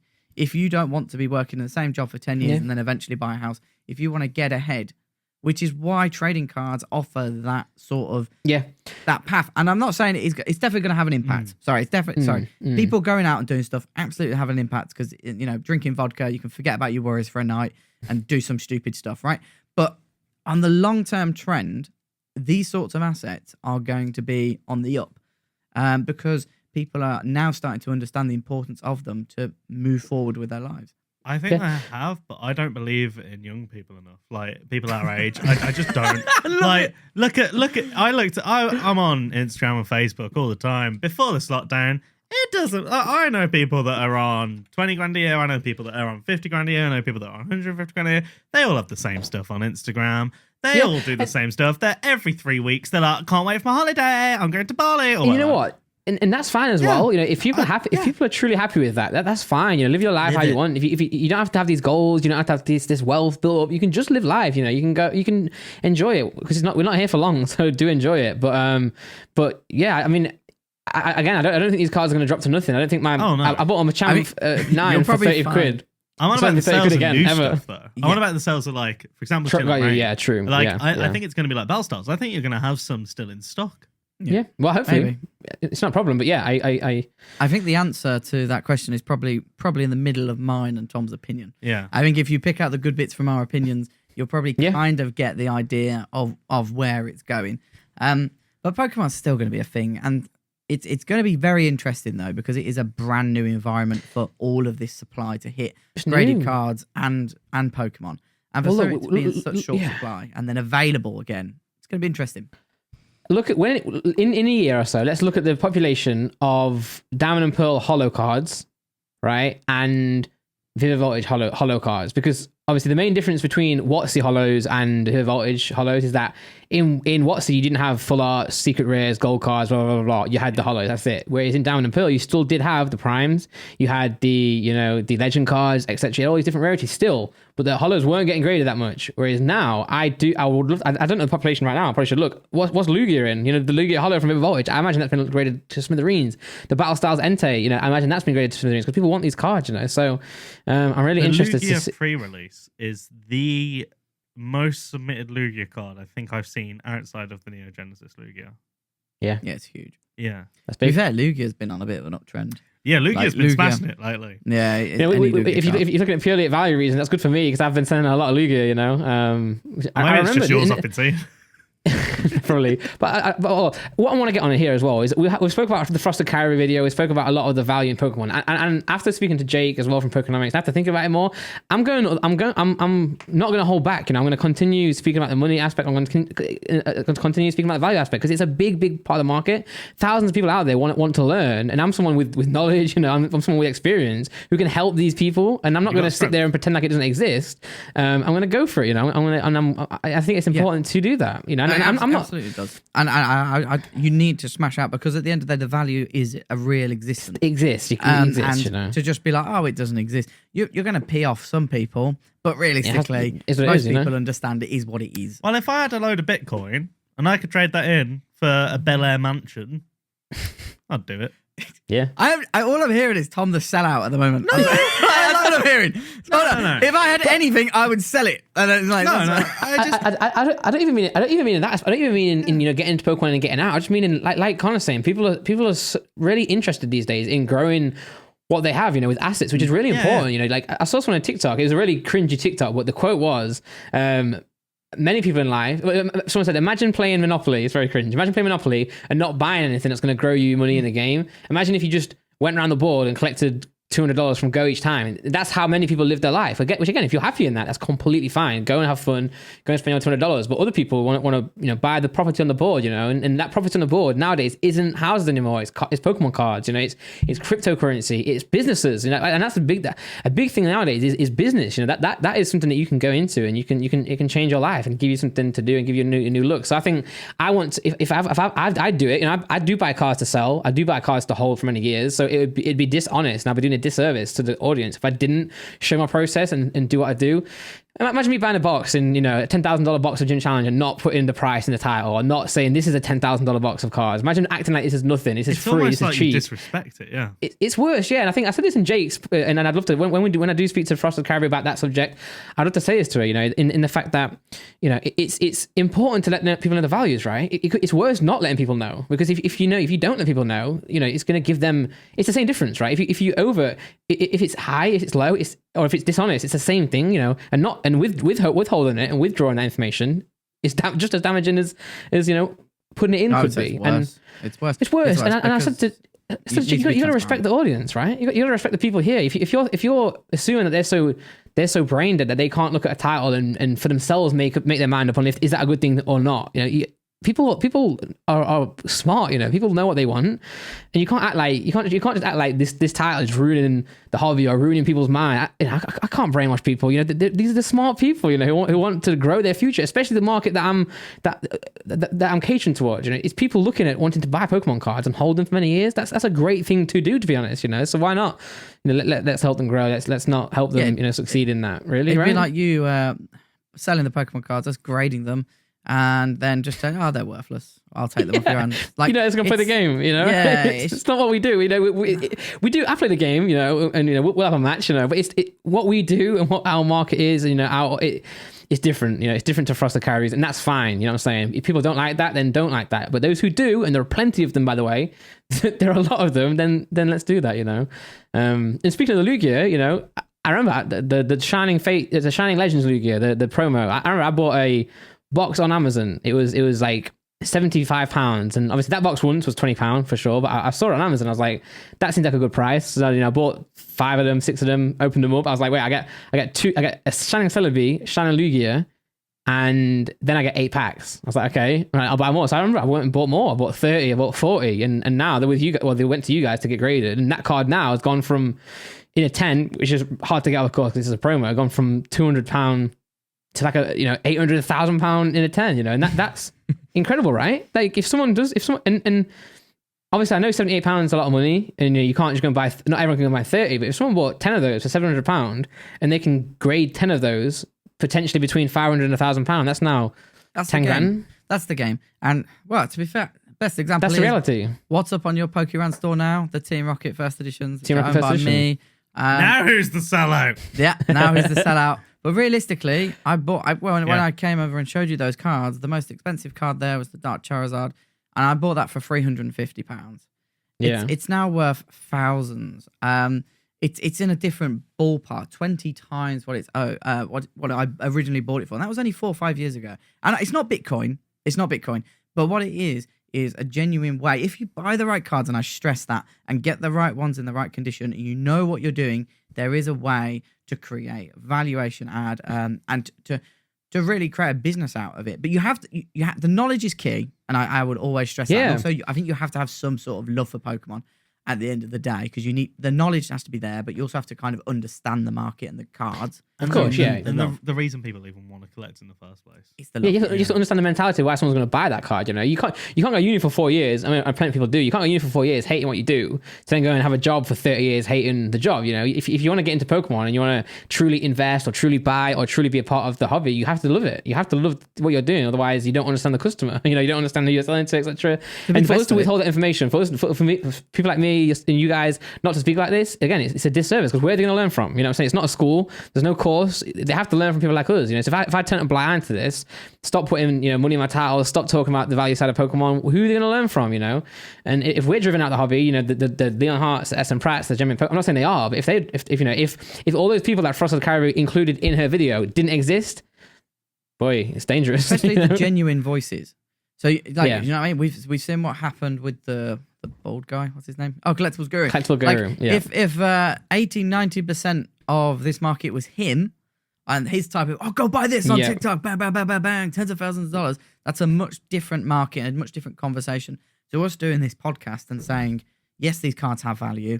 Yes, if you buy the right ones, they could go up. Yes, if you get the right condition. Be careful, yeah. But be careful. And this isn't investment advice. But, there is a whole market there to explore. So there is a definitive difference. That's like a double. No, there's a definitive difference in between. All right, I know them.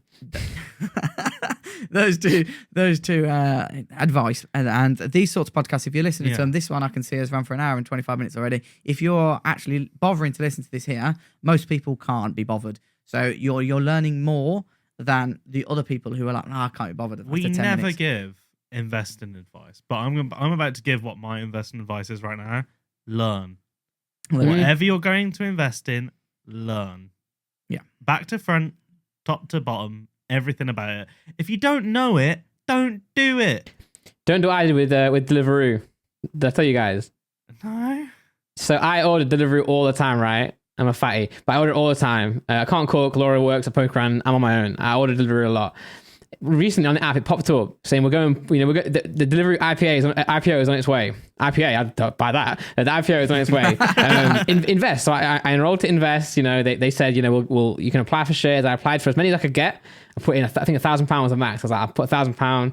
And my thought process was I order it all the time, right? And I always have a mentality in life. If you're going to do something a lot or you use a company a lot, invest in the company. If you don't know anything about stocks, if you don't know anything about shares, blah blah blah, then invest in what you consume, right? So Apple, if you do that a lot, Deliveroo, perfect example. I was like, you know what? I eat it a lot. I might as well own a bit of it, right?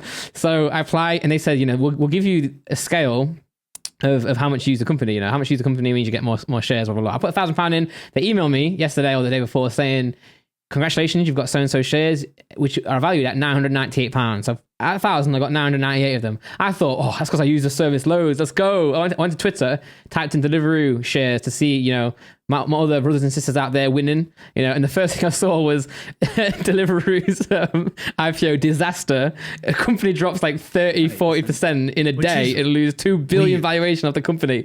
And to go on what you're saying, Tom, I have no idea. But I have no idea about the value of Deliveroo. I have no idea about what they are really as a company. Their practices, I don't know. What did I do? It pops up in the app. I think the issue is that they promoted the stock in the app, to people who just want to eat food. That's really weird for one of these kind of the tech startups of the last decade, because pretty much every single one that's gone public, as soon as their IPOs hit, it's gone up well, in most cases, like 1,000% within the first week. It's like dropped off and steady to a normal growth rate. But Discord has been talking about going public, and have you seen like the projected growth of Discord? It's like I think Microsoft offered to buy them for 10 billion. Microsoft offered to buy them. I hope Google they don't. offered to buy them. I think this is all kind of Discord's ploy, because they said they were going to go public. Then they had a talk with Google. They had a talk with Microsoft, and Microsoft was like the one that was got loads of publicity. I think they're doing this to raise the stakes. Yeah, because they don't want to do that kind of thing. They want to go public. So they're going to go public, and everyone's going to throw money at it, and it'll do the same thing. It'll go up, and then it'll fall. I'll throw money at them. I mean, we're talking on Discord right now for this call. Thousands of other podcasts are right now being recorded on Discord. So people don't realize how small Discord is. Like Discord is a few hundred people as a company. Oh, sorry, it's a company. I think like as user base was like no. No, as a What are you company. talking about? It's That's a wrong, few Tom. hundred. It's a few hundred people, and there's only like a small team of developers. Yeah. For this rivals Skype, Zoom, Teams. It's better than pretty much all of them at everything. And it's like it's funded. It's not got ads. It's literally funded by the 7 people that have Nitro.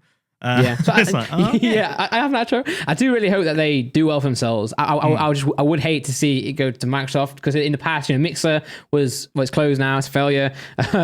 Skype is dreadful. I mean, everyone moved from Discord. Discord kills pretty much kills Skype. Microsoft And if they sell to won, though, Microsoft, in the now I have to have a first place. ringtone called boom boom boom. I can't do it anymore. What you say, Tom? Microsoft was the winner so bad. MSN. Do you remember MSN? MSN. Smashed it, and then what happened? Like, Yeah, everyone used MSN. They could have just done everything through that, and then they lost. Makes me sad.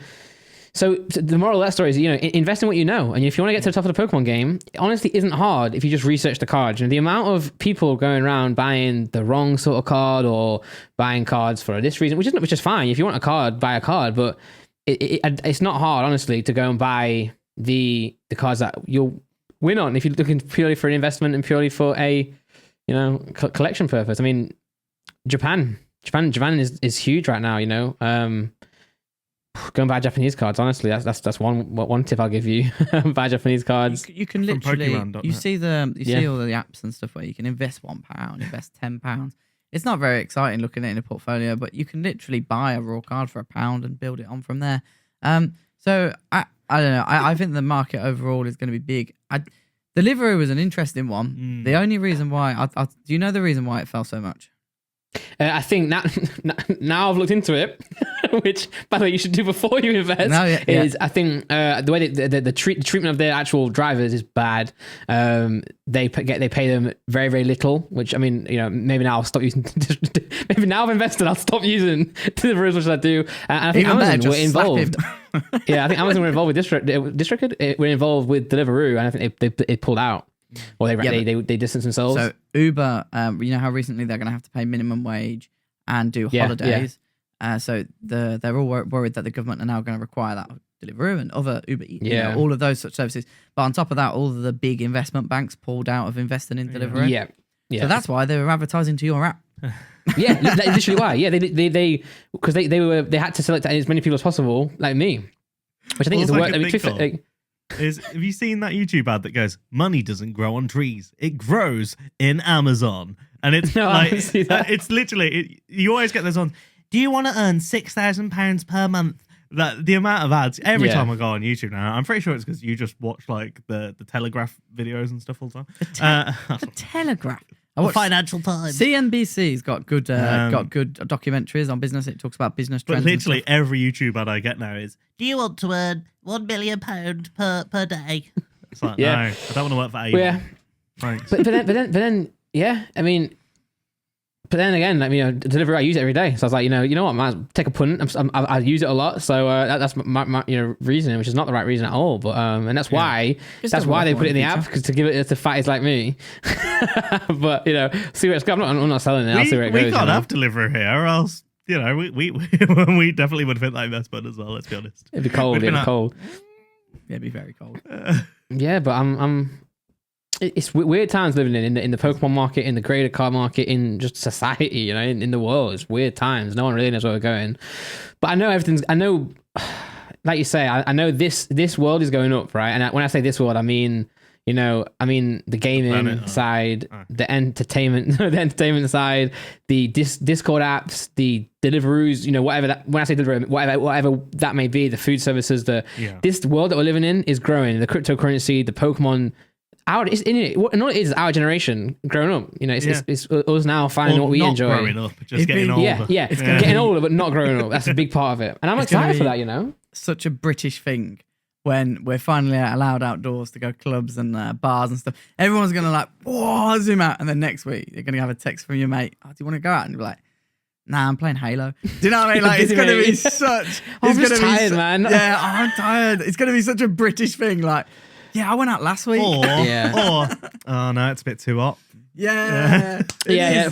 Crikey. But I know one thing. And with that being said, though, cinemas are going to be packed. Gyms are going to be packed. It's going to be mental, isn't it? It's going to be mental. But in the meantime, right? Even I love cinema too. You're going to see more Disney Plus drops, right? You're going to see more films being distributed, and I think that's a good thing as well. On those nights you can't be bothered to go to cinema. On those nights you've got a baby, you can't find someone to supervise. Watch it on stream. I think the world's changing. It's exciting. It's scary, and it's. I like this is completely unrelated to pretty much everything we spoke to, but I saw this today. Have you ever played the game Darksiders? No. Oh, so it's a game by THQ, right? And it's about the four horsemen of the apocalypse. They've released, they're releasing alcohols. They're, what did they call them? Artisan beverages. But they're called Dark Ciders. And I was like, games are getting everywhere, man. And I love it. Yeah. Everything about this like whole nerdy culture. Geek chic is in, and I'm here for it. You've definitely got the look down. Yeah. I look like I'm from the film Hackers, and I'm all about that life. You look like you had to spit a Sweet 16, Slim Tom. Emma Tom. Definitely not. Yeah, and I'll tell you, in the world that I live in of YouTube, of the money that brands are now paying creators to promote their game, to promote their service is mental. And this is what I say to my friends as well, is that, if they're paying you for this, imagine what you could earn with your own business. You know what I'm saying? If you run a business, because they're paying you this money because they know that you're going to convert for them. Well, then convert yourself. You know what I'm saying? And that's the essence of poker round. You know what I'm saying? I know how much Magic Madhouse, I know how much Chaos Cards would offer creators, and it was like a booster box. Whereas so I'm like, no, I'm not going to go. I'm not going to go and let someone like that, take all my audience. I'm going to do what I can do to. I know what I can do. I know my ability. I'm going to give a service myself, and I'm going to do it better than those. And that's the mentality. Yeah, that's what young people should have. That's the mentality you should have. Do it better. Because you know what? People will tell you school is important, which it is. But people will tell you doing it the right way is important. This business, this way is important. You cannot deny what you think's right. And if the way you think it's right, then it's right. It counts for something. So go and use that to your benefit, and go and make change the world. Little by little, Grey Gems change the world. Little by little, that's how you do things. Of influence. Of importance in life. So we should PSA. yeah. Mic drop. So yeah, go and start businesses. But again, learn. That's one thing you can do. Stay up every single night. When I was doing music back in the day, I was putting out 4 or 5 songs per night. I'll go in from school, throw my bag away, and just record all night. With Pokemon, I'm sitting here all night, watching Greater Groudon in the conservatory, watching SM Frat. You research, you do what you can to learn more than the person, because knowledge is knowledge is power. It's cringe of it. It's literally true, and you can do anything you want to. So yeah. Yeah, setting up businesses is a fun thing to do as well. To be fair, I don't think anything else would give you the thrill at the same time. Yeah. Don't let these guys sell you on it all being brilliant, because it's blooming hard. It's like my opposite. You got to put work in. You got to put the work in. It is beautiful. It is great, but you have to fully commit, because if you're not fully committed, it's not a job. Yeah. What I would say is not a job. Like you're on call all day, all night. If something serious is going on, then you have to sort it out. However, if you call Greater Gem at midnight, we ain't answering. Nah. but I think it's different though, right? Because you love it. You believe in what you do, and if you believe in what you do, you're not gonna cut corners. You're not gonna think, today I can't be arsed. You're gonna put the work in because you know what you're doing, or you think you know what you're doing is That's worth it. That's probably the best way of putting it. To be fair, I think I know what I'm doing, so I'm going to do this. Yeah, for that. But I mean, but realistically, the amount of your silly little idea, Connor, to let friends send cards with you has now grown into this now. Laura saying you could just start a store yourself. Is growing into this now. So it's like, if you don't take those steps, you don't learn. You're gonna make mistakes. You're gonna learn along the way. But still, the amount of people you've influenced, the amount of people you've offered a service to is incredible. Like what you guys do for the community is immense. And I don't think people, especially your Facebook, I don't think they give you the respect you deserve in that. We know that's. But I'm just glad we don't have Twitter. Because Twitter's a lot worse than Facebook in general. I'm just glad we don't use Twitter. I do agree. I do agree at times, but I also disagree at the same time. It's weird. You can get herd mentality on Facebook.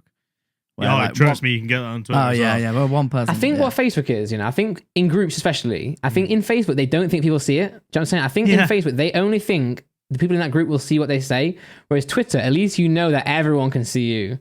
So I feel like you treat yourself differently. But, on Twitter, the worst part, and the worst part of all social media is that you can upload you can be anyone. You can have your display picture as a footballer. You can say horrible things, and you yourself are never going to get into any trouble for it, and that's a problem. Whereas at least with Facebook, obviously, of course, you can still create fake accounts, but at least with Facebook, your name's attached to it. But I still think those people who do say stuff just don't realize that everyone can see it. The thing with Twitter that always gets me is that character limit makes people be What's more aggressive than blunt? Because whatever that word is, that's what Twitter is.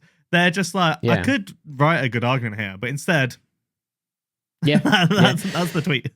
Literally, but again, I think we're going through this both as companies, but also as people. We're learning that the vocal minority is a real thing. The people who are kicking spitting the dummies out, kicking the pram, are often a small minority, and those who don't say anything, those who are watching this right now, who don't click like, who don't even subscribe, don't even comment, are there thinking, I really like you guys. Then all we do is like the video, like it right now. But all we do is complain about those who hate. And we're getting over that. It takes time and everything. It's hard to get over that, but we're getting over that. And we get a lot of support as well, and obviously you do as well. So sometimes I just when we get some crappy and stuff, you just go. I think when COVID's over, there's a lot of hugs to be given out, a lot of high fives, a lot of donuts. I don't know, but yeah, cookies. Yeah, oh, cookies would be nice. Cookies are good. A lot of people are cool. But I think, and what we said as well, we're having conversations with how the podcast is going. We're trying to get back into talking about the cards. You know what I'm saying? Pokemon. Recently, it's been like, I mean, and talking about PSA is right. Talking about Chilling Reign is right, and talking about this is right. But we want to get back into the cards, into the nitty gritty. This card, that card. Because that's what we're all here for. People are here to learn about cards, not just man, it's so busy all the time now. So we're gonna try and make changes. But well, we're gonna be a lot less busy in the next 3 months. So time to get creative. Yeah. We're gonna bring it back to cards. Imagine tag team was still going on. Imagine we still got tag team. Give me what would be your favorite unlikely tag team. 2 Pokemon that probably shouldn't be together, or wouldn't normally be together, but 2 Pokemon you'd love to see on a card together. Yeah, go on. That's what I like. It's hard because the ones I'm thinking of now have been done, and that's why I'm thinking of them. Like what's the Wailord? Well, the Wailord and Magikarp, that's still quite close, right? Because they're still both. But I'm almost thinking of big and Steelix. Yeah, I don't know if you could get much further apart. No. But they don't just have to be far apart. I'm thinking, which 2 would you like to see on a card together? That just it's not like Mewtwo and Mew, or they're not partnered up in the game. They're just 2. Charizard. Charizard. Sorry. I don't care. I meant to say Pikachu. I didn't mean to say Charizard. Charizard, and I don't care. I would like to see. I was thinking something like go on, Frail's Arcanine and Flareon. 2 fiery kind of animal type Charizard beasts. XY12. Yeah. Stuff like that. They've been on the card together. No, but just them, that being the focus of the card. Or I was gonna say that's good what you said, but that's still likely to happen, I think, because they're both dog cats, they're both fire type. I feel like you're not abiding by the rules there, Tom. Steelix and Sheldon are definitely more opposite, they're not part mate. of the teams, though. They're not the legendary birds or legendary beasts, or they're not the Mew pair. We've had Gengar and Mimikyu. The Gengar and Mimikyu is the same thing you mentioned. 2 ghosts. One, yeah. We had Sableye and Tyranitar. That's cool. Yeah, that was a weird one. I never got that. Is that because they're both cave dwellers? Yeah, probably. Garchomp and Giratina. They just look cool together, and it's 2 Gs. I don't know. Grey Gem. I'd like to see Mawile. I love Mawile. Mawile and Zorua together. The 2 dark types. But dark. Are they both dark? No. Dark Steel. Mawile's fairy and steel now, and Zorua is dark and I think it's just dark. Dark. Both shiny. What do you like, huh? I wish we saw shiny tag teams. That's what I would love to see. Oh, shiny tag teams. Yeah, that would work well. Have you got an idea? apart from Shelder and he kind of only knows 151 Pokemon. Yeah, I'm thinking about the first 151, and that's all in my head. Is it called Rattata or Rattata? How do you pronounce it? Slowbra. Yeah. Slowbra. Oh, what's the one? Zamazenta. We still haven't put that video on. Oh, I don't think we have. It's the submission video. So good. He's going, look at this Zacian. Is it Zacian? How do you say it? Is it? Because I kind of switched between Zacian and Zacian. Yeah. Okay. And then I said Zamazenta, and he went, do you mean Zamazenta? Or something like that. I was like, and he was so pissed off. He was pissed off for a straight 2 minutes. It's so funny. We'll have to get that up. It's so funny. I like the idea of shiny tag teams. I do like that. I also would like to see tag teams that were the starter trios, either in their maybe Bulbasaur, Water, and Charizard, the different stages. I'm still heartbroken we haven't had a Charizard. I've done it again. Charizard and Vexen happened, didn't it? Totodile, Torchic, and some Snivy. Imagine all 8 like water type Pokemon on the same, all 8 fire type on the same card. But what I was going to say is, we still haven't seen a shiny Blastoise or a shiny Venusaur in any shape or form, which is an absolute joke.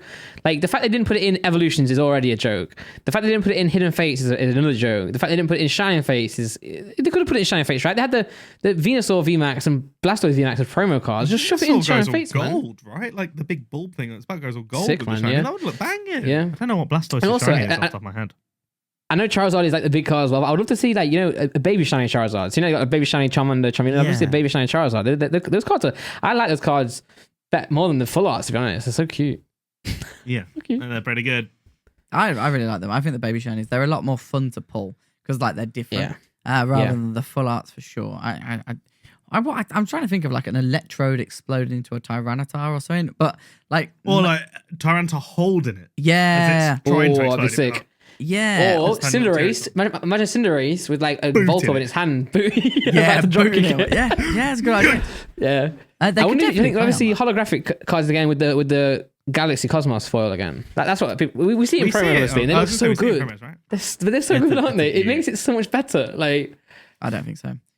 You don't think it looks good, or you don't think they will do it? No, I don't think they'll do it. I'm waiting for Pokemon Ghost Rares or whatever they're called, like that kind of holo. Like Yu-Gi-Oh does, and they'll do it. I'm sure they'll do it. What would you call it? Just a parallel, I guess.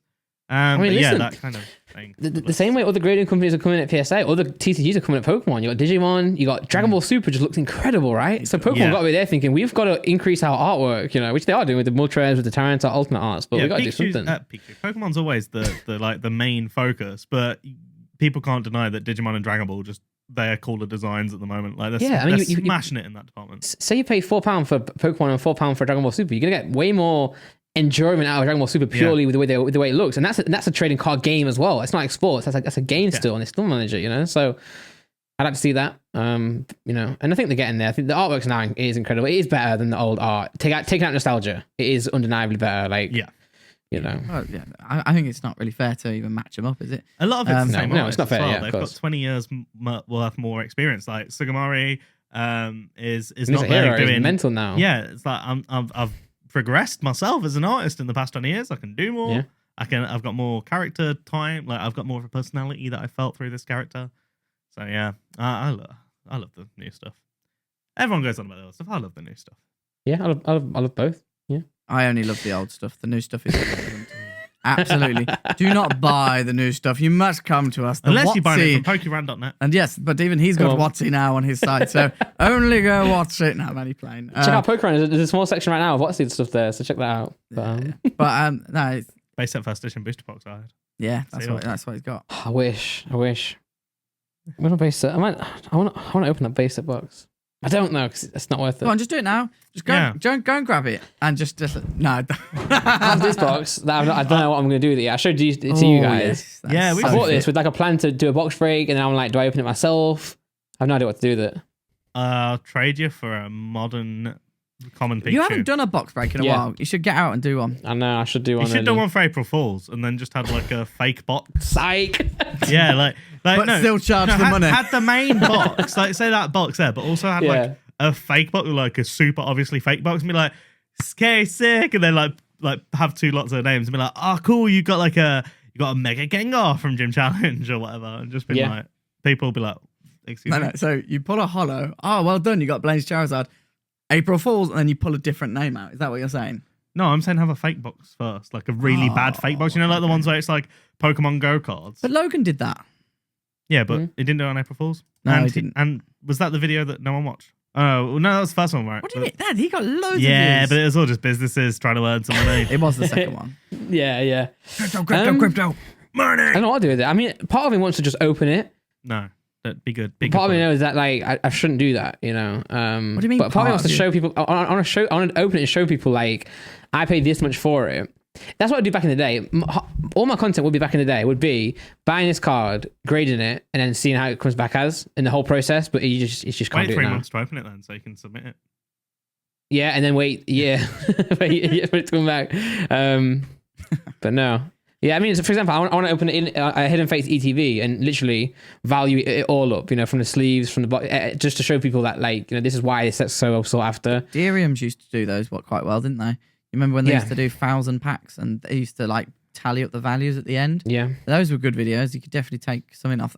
I think if people, I think that sort of content does bang.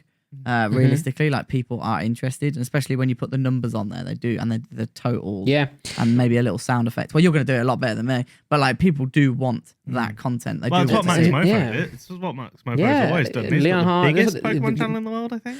Yeah, he is by far. The people before us, you know, and that's why I think, you know, I think to be fair, watching the Frost of Carry videos actually, I know, and I don't care if you all disagree. It actually made me want to do that. What she's accusing me of more. I actually not because I know what value I bring to the hobby. You know, I know what this information, how much this information helps people. You know, and she or that portion of the hobby may think it's dangerous. I don't agree at all. I think it can be. I think the power that I have, the power that we have as you know, content creators is massive. But I think it's massive for a reason, and you can use that to. It's Spider-Man. You know, the more responsibility. What's the quote? With great power comes great responsibility. And there you go, you know, and it can go both ways. You know, this position I'm in, I could use it to exploit, steal, scam, which is what many people do. But I also could use it to absolutely, you know, educate and bring so much value to people. So I'm going to continue to do that, you know. And I think when I launch the channel back again, which is coming soon, there's going to be value in there. There's going to be, you know, playability in there. It's going to be everything that anyone can ever need, and it's going to be sick. It's going to be the best in the game for sure. I'm excited. That's why it's taking so long. That's why I'm planning some. We've got graphics we got working on. We got, you know, styles we're working on. Me and my editor are working hard on it. So I'm excited. Sure. And everyone else should be as well. To be fair, I'm looking forward to seeing it when they first pops off. I imagine the first. And you guys have week got a is lot of just gonna time for be- content, right? Well, we'll be on. Yeah, we'll be doing more. Yeah, it was probably going to be quite a few returns videos. Can tell you guys that much. Got a few to put up. To be fair, we just need to get a schedule in. But we're working this weekend on everything really, because they've closed, so we need a focus. So we're working this weekend, me and Tom, on Ford working. Focus, yeah. We're working on what that Ford Focus and that direction it's going in. Hopefully it'll be down south, and we'll go and see Randolph. We might just turn up at Randolph's house every now and again. Yeah, we now. know where you more. live now, mate. Yeah. Come through So- more. Yeah. I mean, you've known the entire time you've been sending me cards, but you know now you've put a face to the place. Yeah, What? face to the place. Yeah, exactly. But yeah, absolutely. London is amazing. On a totally side note, like I was driving through London because I haven't been there in a year, and I love London. And just driving through it, I was like, oh, it's so good. It's so nice to be there. And I'm not a big fan of London, but at the night time it looks sick. I'm It not gonna does, lie. Yeah, doesn't we'll come through more. but- I know. I've offered you guys a meal, which is not very applicable to either of you, but we'll have to go out for some food. We'll get something, you know, just hang out more. And I'm very excited for, you know, real life to come back. Well, London always Yeah, looks like it's in grayscale to me in the daytime. I'm just like, everything's concrete, grey concrete. But yeah, at nighttime, it's like, oh, twinkly lights, and that, I'm a child. It is true. I think London, when you edit that. it's gonna sound very cocky. It's gonna sound very stupid. But when you're high up and you see London from a different perspective, I'm so high up. Oh, let him finish his sentence, for goodness sake. well, when I go to my friends' houses and they're even higher than I am, so when I look at it from their house, you do see, like, you think, wow, this is a great city, you know. Yeah. And I think when people think about London, they think about the literally Tottenham Court Road, the busiest street when it's 5 p.m. and they think about the hustle and bustle. It's not like that, you know. We're everywhere. You know, it's busy, but you know, there's some really nice places here. You might get stabbed, but you can do it on the London Eye. No, there's you know what? Guess that anyway. There's great culture in London. Like it can't be matched. There's no other city. You would argue New York, but in my opinion, there's no other city in the world like London. Like the fact that you can go to a comedy bar that's just for some reason underneath a different theatre. They're laughing. You can get a drink. Then you can go out and there's a bar, there's a restaurant, and it's all like Sounds all a the lot tables like are out New York, there. yeah. It's amazing. I love it. But then, the it's so expensive though. That's the big downside. It's so expensive. Like me Well, and I Laura, don't live we daily look at places back in Nottingham and we're like, that is like it's like 10 times cheaper. I think long term I'll probably move back to Nottingham, but still got a lot to do here with What projects. PSA are thinking about, isn't it? They're like, Yeah. Cali's too Texas- expensive. Texas Let's go looking get hot right our now. ass somewhere else. Yeah.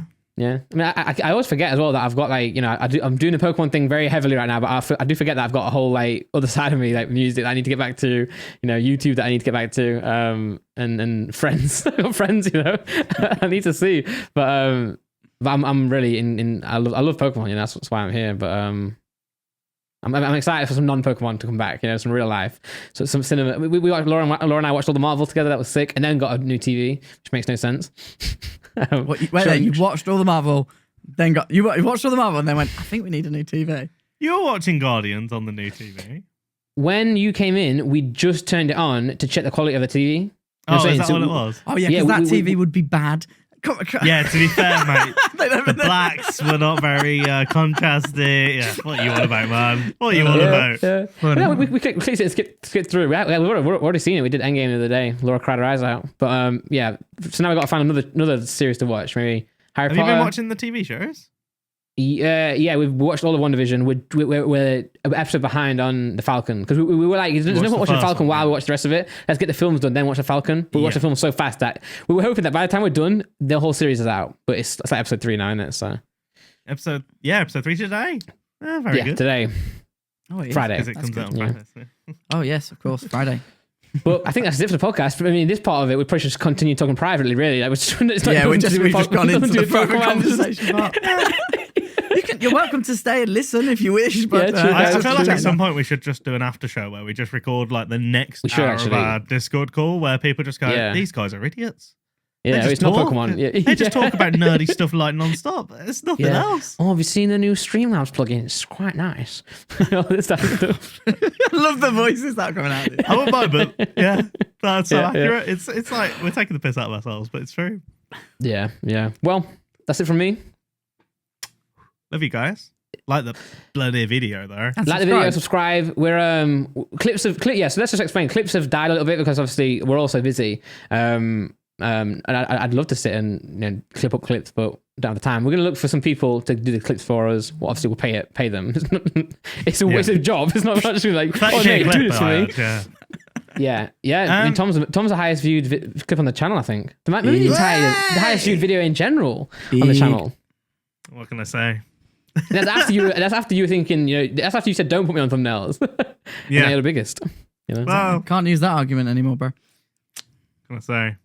It's not all about personality, it's all about looks, is what I'm hearing. True. Yeah. Bloody hell, you just called out your two co-hosts there, mate. I don't know if that was a good idea. No, I was just saying I'm beautiful, that's all. You're saying he's beautiful, but we're smart, Connor, so I'll take that. I said I've got no personality. To be fair, he's saying we bring the personality. Okay, well. Yeah, okay, fair enough. Yeah. Right, anyway, thanks for watching. Subscribe to the channel. Leave a like, leave a comment as well, saying nice things. Don't hate. Yeah, don't hate. I appreciate it. 10K. Is that 10? So close. What's that? Well, we're close, aren't we? 10. Come on, we're close. Let's get there. 10. All right. Peace. Take care. Peace.